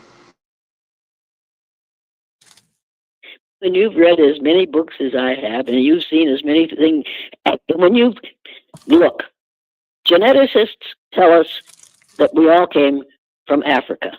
I'm willing to believe that until you can prove to me that we didn't. I have proof that we did. If you have proof that we didn't, be sure and let me know what it is. But you'll have to invent it. Okay, thank you. It's right. Thank you. I'm gonna move on. I want y'all to know that I'm rolling with Miss Elliott on this. I agree with Miss Elliott that we have definitely been here before Christopher Columbus, and I agree with Professor James Smalls.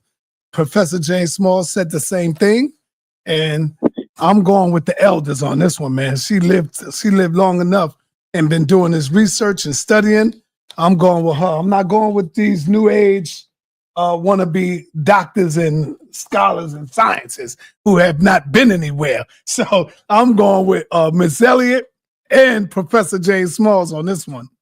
Let me bring in Tyrone. Tyrone, what's up, brother? Peace, man. Peace to the panel. Peace, peace, Nepal. Peace, Miss Elliott.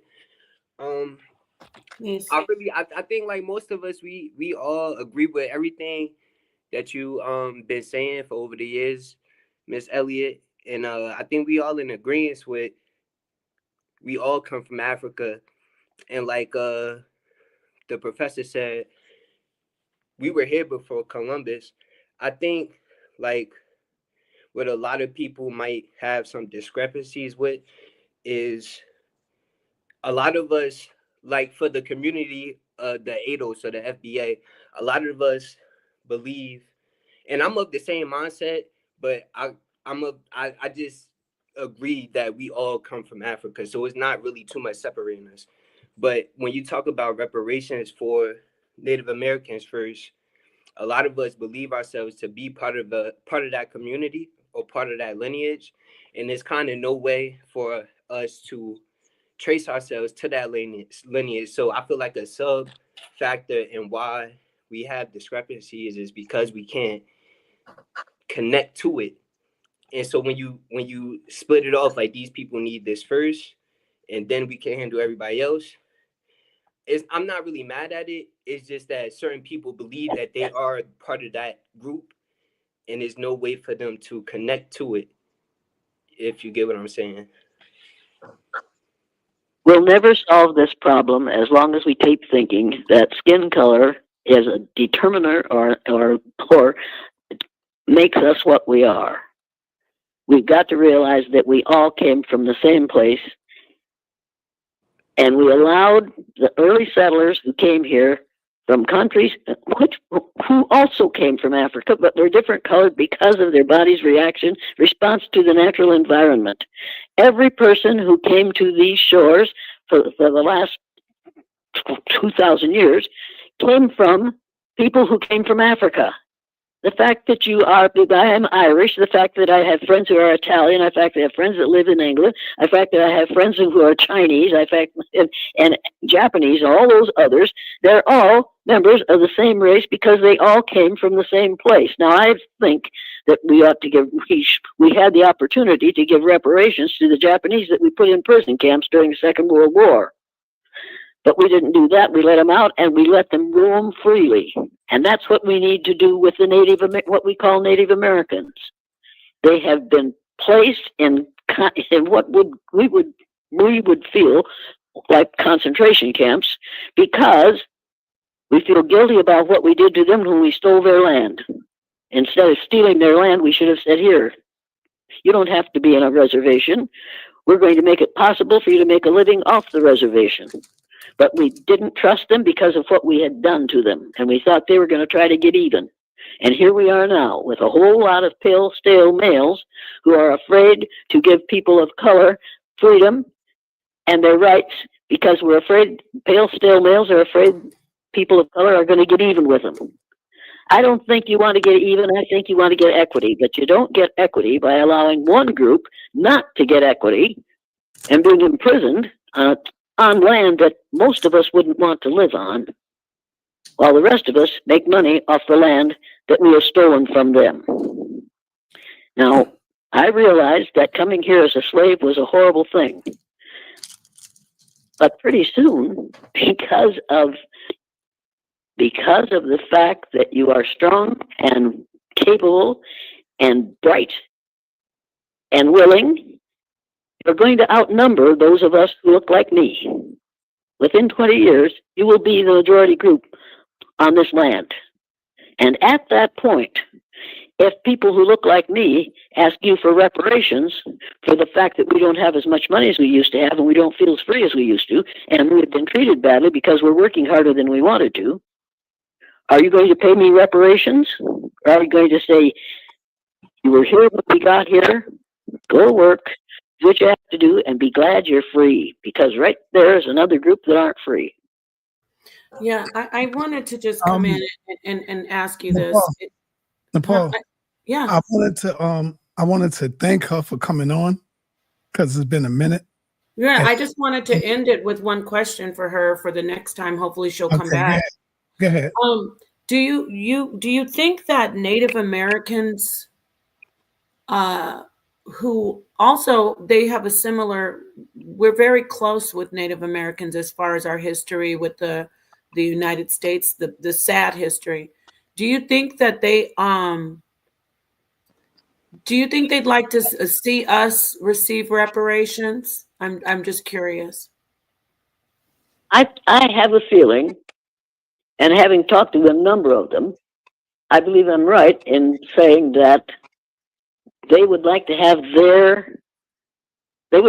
freedom on land that they owned, because they occupied this land before we so-called Europeans and people from other nations, people from other countries got here, but they never owned the land. They didn't think they owned the land. This was Mother Earth and Father Sky, and they worshipped the land. They loved the land. They took care of the land. When we got here, we didn't worship, love, or take care of the land. We took it over. We stole it from them. And we killed those that we had to get it. And we placed their children and their grandchildren on reservations. And that's where they still are.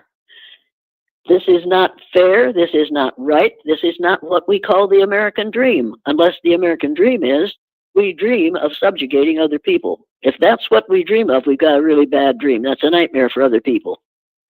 I think that until we have done what's right with that group, we're in really dark waters when we try to do what's right with another group. What the people who were brought here as slaves, that was insanity, what we did at that time. And I'm not responsible for that, but that's part of my background because I'm what you call white. I realize that I get blamed for that. I wasn't alive at that time. But not every person of color and not every person who is from Africa in this country came here as slaves. There were people from Africa here before we brought the slaves.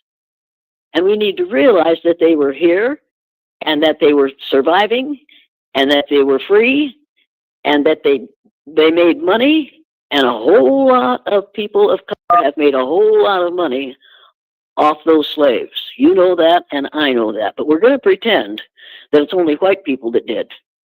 White people couldn't do what we call white people. Couldn't get away with what they're getting away with still to this day without the help of some of those who don't consider themselves white. All right, thank you. Thank you. Yep, okay. Thank you, Miss Elliott. I appreciate the information that you brought for us. Hopefully we could bring you in again. And I want everybody to know that she have a right for her opinion, just like everybody else's. Even if some of you may not agree with it, yes. She had that right to speak her truth. And I respect that about her. She comes on and she speaks her truth.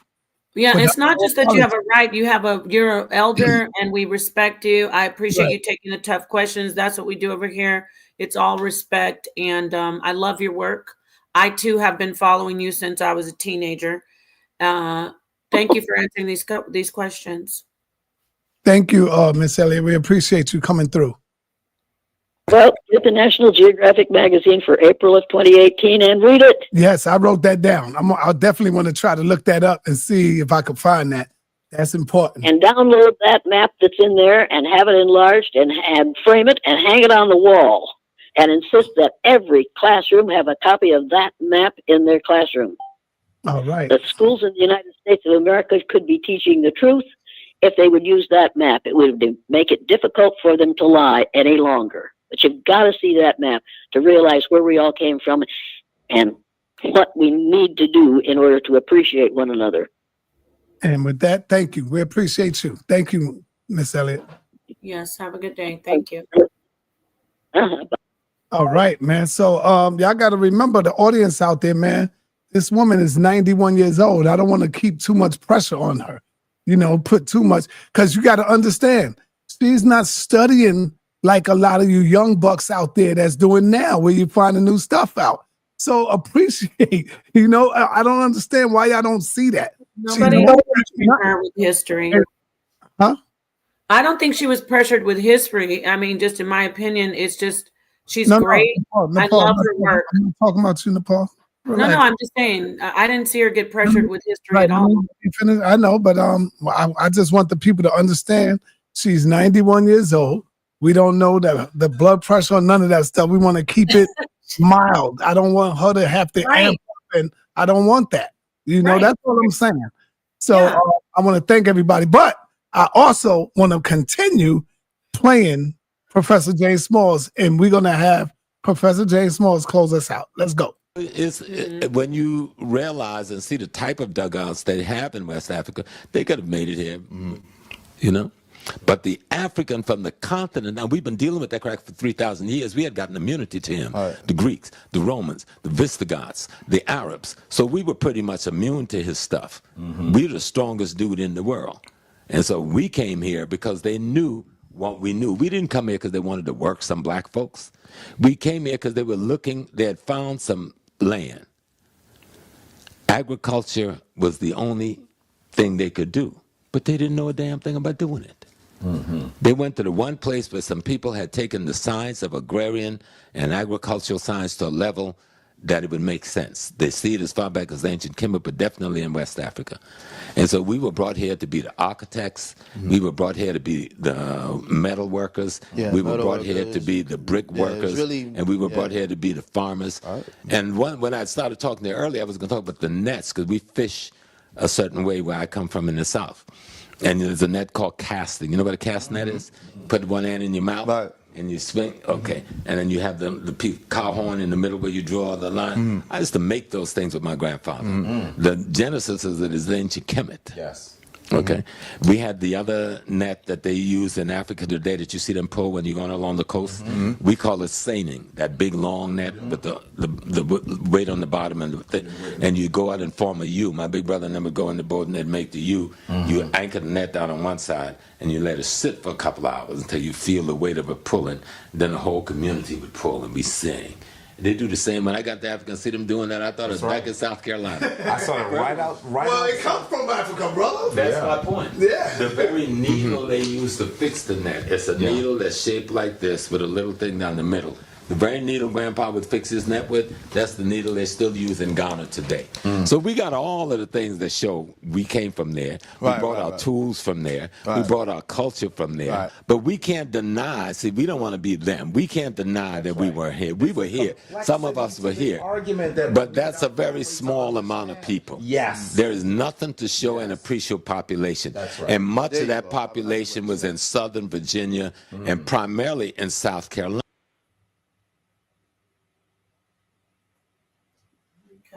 I see what you're saying, my brother Malik. But see, just like you may not agree with her, so you're saying you disagree with Professor James Smalls as well. Because I agree with Professor James Smalls. You know how long we've been here on this planet before the European even got here? We've been here so long, brother. You gotta look at it like that. We migrated all over, man. We've been all over, bro.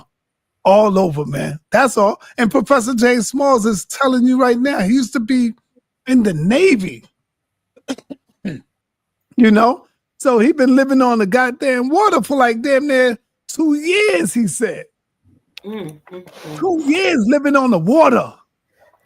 I'm going with the elders, brother. I'm going with them. Can I say something real quick before you play that? Go ahead. You know, as you see how we have our discussions, if we are the Native Americans, are we the Israelites? Are we the Moors? Are we this and that? See, no one's going to understand us besides us. I love Jane Elliott. I love her. I respect her. She's a beautiful woman. That's why God has given her such great health and long life and blessings. So this isn't anything about her or anybody else. This is about you as the progeny of slaves. You got to remember, no one's going to understand what we're dealing with. No one but us. No one will understand what we have actually experienced. We want them to, and we appreciate when people try to empathize, but they could never understand what we've dealt with. Not the Jewish Holocaust doesn't know what we've dealt with. The so-called Native Americans of the indigenous people of Americas don't know what we've gone through. We have been done the worst than anyone in the world because see, people, we built this country and we're always told, well, you could take it. You guys will be okay. That's the same thing that doctors think about Black women, that they can take pain more than other people or Black people in general, especially women. You got to remember that. We got to stop beating each other up and hating each other. No one knows what we're dealing with besides us.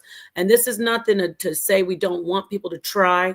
But what you saw today, as much as people try to understand us and love us, no one's going to understand what we're dealing with besides us. So we need to stop hating on each other, trying to destroy each other. We're all we got. And I mean that. So thank you for letting me say that, sa.neter. All right. The Wakamo, the PD, the nation that I'm related to, Jacora. But these nations were decimated by white diseases. And the rest of them married into the brothers that came over later. Let me ask you this. I'm going to ask the audience this. You know, the so-called Indian people that we have here today, our Native American brothers, the Indians, the tribes that y'all, you know, y'all claim to be Indian. That's who I'm talking to. Y'all so quick to say Harriet Tubman was a fictitious character. Harriet Tubman really didn't exist. Did y'all hear that?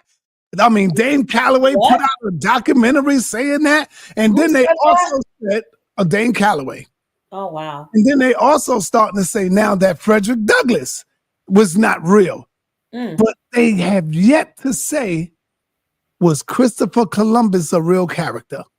Nobody can really prove that Christopher Columbus was a real character. Challenging Christopher Columbus. You see? So when you say, oh, we were here before Columbus, damn right we was. Because I don't believe he was a real character. I'm going with that now. Check. That's crazy. That is crazy. That's the shit the family hit. They didn't marry into the Asiatics. They married into those of us who came. You know? And we form armies. That's when you look at our resistance movement, the African from the continent brought with them a style of warfare. Nobody wants to deal with the fact that we've listen to Professor Smalls. We've been here. Exactly. We brought a style of warfare. We had just gotten through with the Fulani Jihad, Shehu's Jihad. We had been in wars before the cracker got us, so we knew who we were. He may have come with his gun and took away our stuff, but we used that war technology over here. That's what created the Seminole Nation. And that's what created other maroon communities. And when we studied this thing, we weren't crazy. Even when we left Florida, we went to Mexico. Half of the Seminoles escaped and went to Mexico, fought in the Mexico War with Emiliano Zapata. Matter of fact, Zapata himself was an African. Yes, he was. Matter of fact, the dude who led the main revolution in Mexico was a brother from Nigeria. I think Nigeria or Angola, one of those two areas. His name is Yango. Okay. But that sounds like Congo. Gaspar Yango. Congo, Angola. And on his plaque it says that the African who liberated.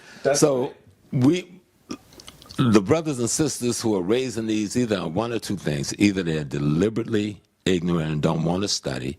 They're ashamed of themselves because the white man has made being African something you don't want to be because they can attach the slavery to it. See, what we don't understand, Africans was never enslaved in America. That's what they probably play. See, they might have heard me say this. Let me tell you what I was saying.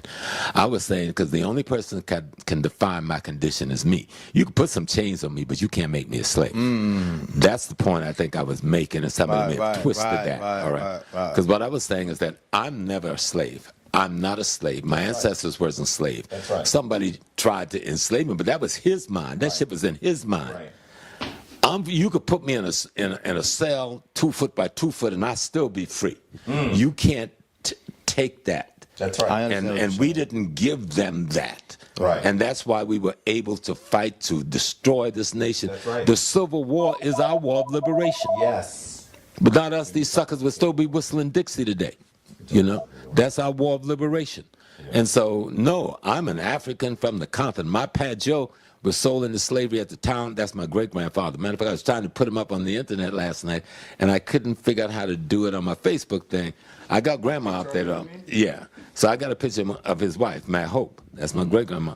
But Pat Joe came, him and his brother and his mother were sold into slavery, into the town clock in Georgetown, South. We call it the town clock now, the old slave market. Now they want to call it a rice museum. Ain't no damn rice museum. That's a slave market. Museum. So the rice museum. That is sanitized. I'm serious, but people are still fighting to get the right label put on there.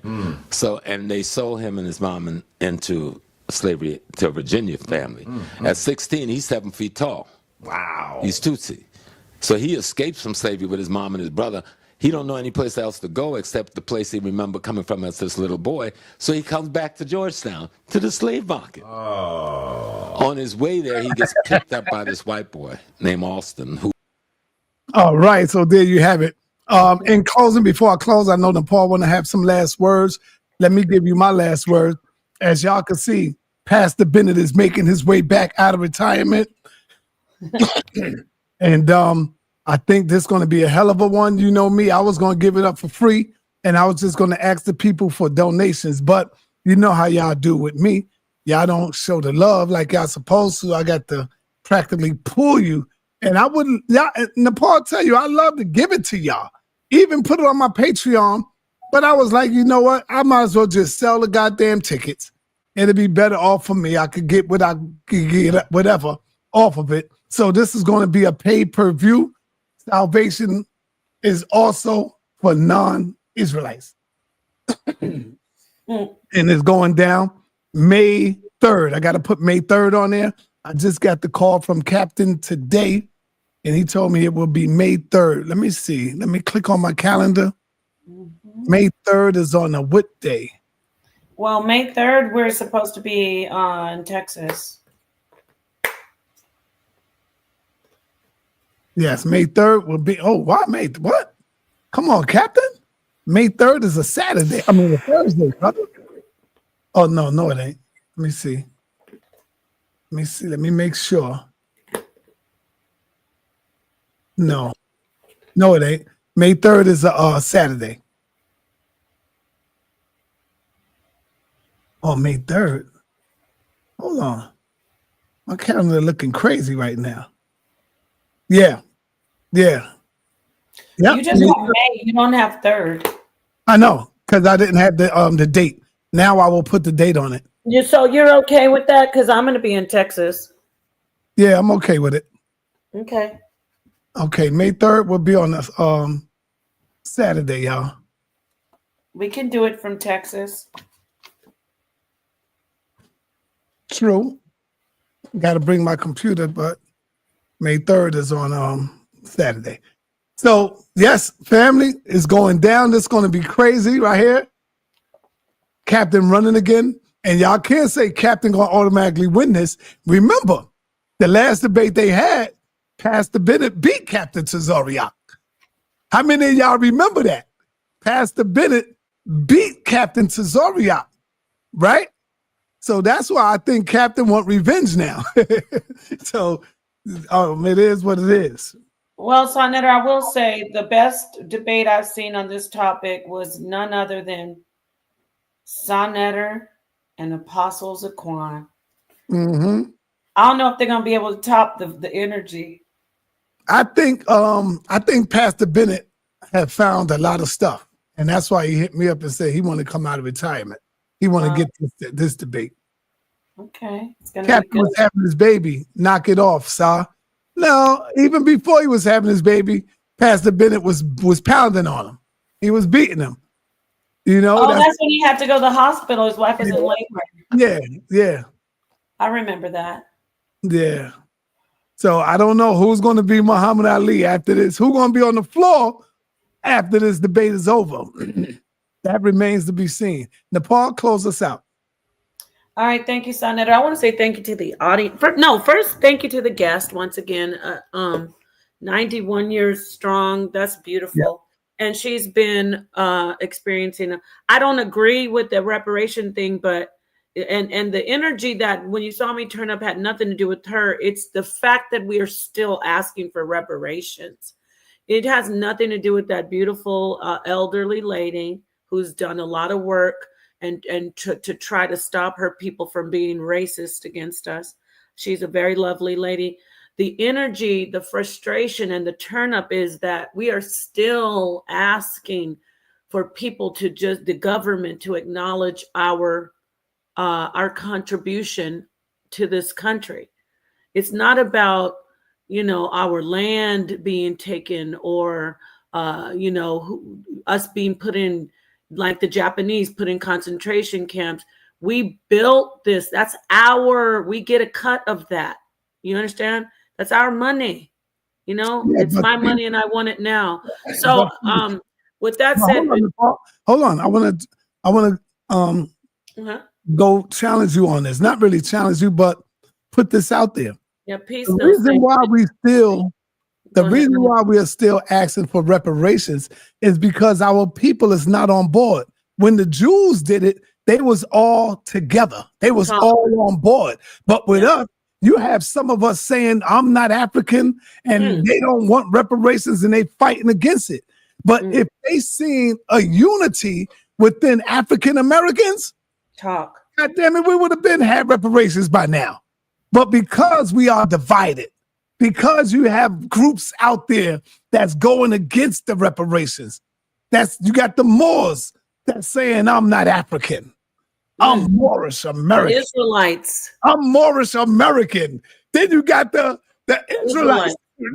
They see, there you go. Then you got the Israelites that's saying, I'm not African. I am an Israelite. You think the government don't see this?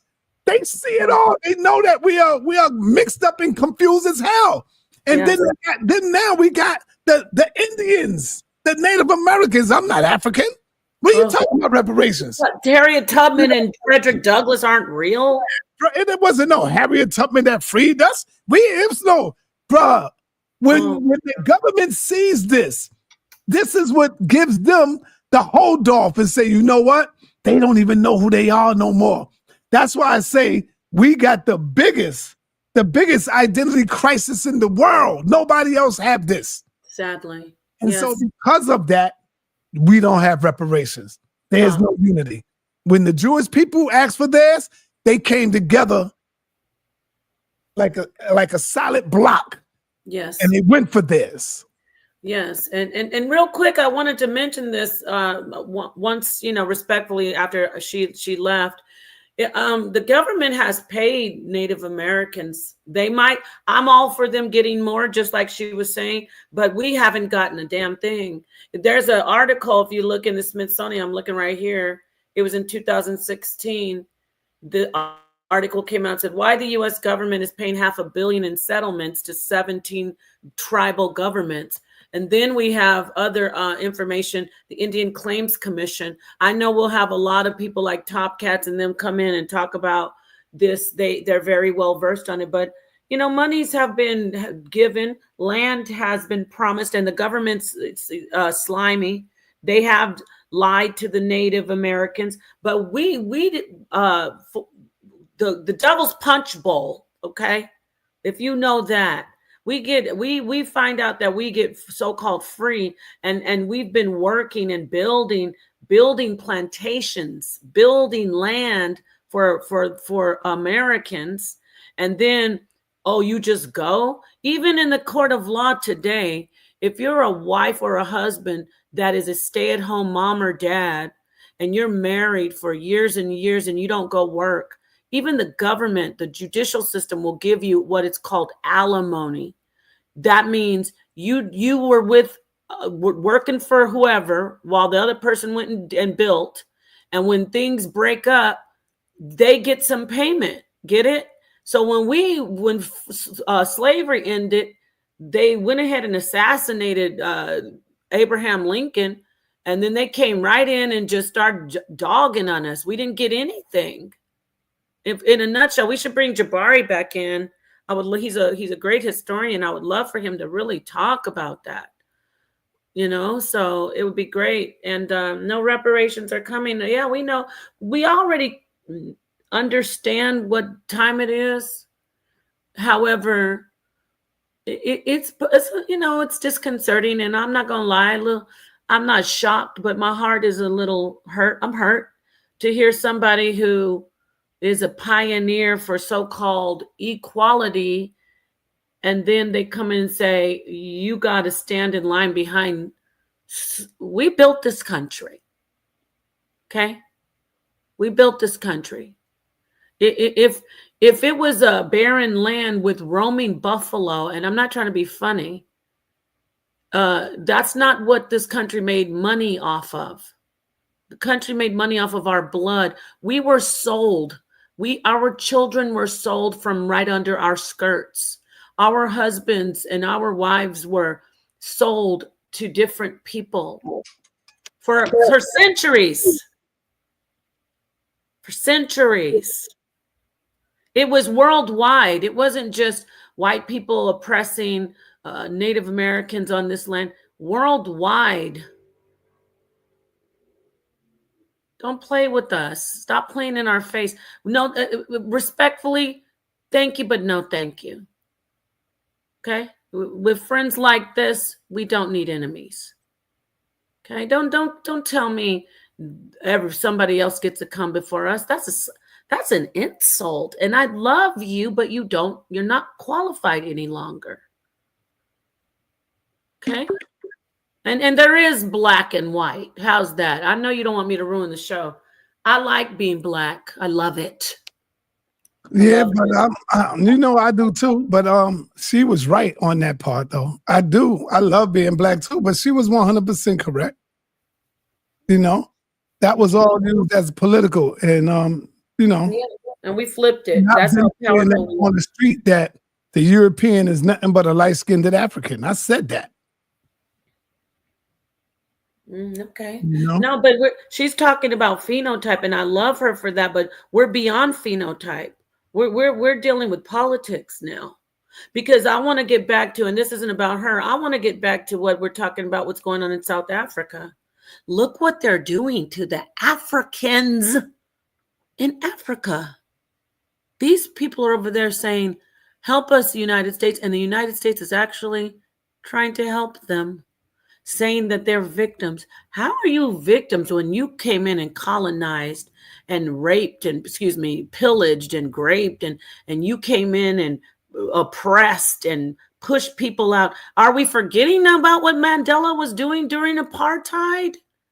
Are we forgetting about apartheid now? See how they cleverly flip it? They flip it on us. See, there are descendants of everybody. Everybody has descendants. The colonizer, the children of the colonizer is still in the world oppressing. And the children of the oppressed are still in the world here protesting. And I'll leave it at that. And with that, we out of here. See y'all May 3rd, 7 p.m. Eastern Time. Peace and black power. Peace, Lady G. I see you out there, family. Peace to everybody.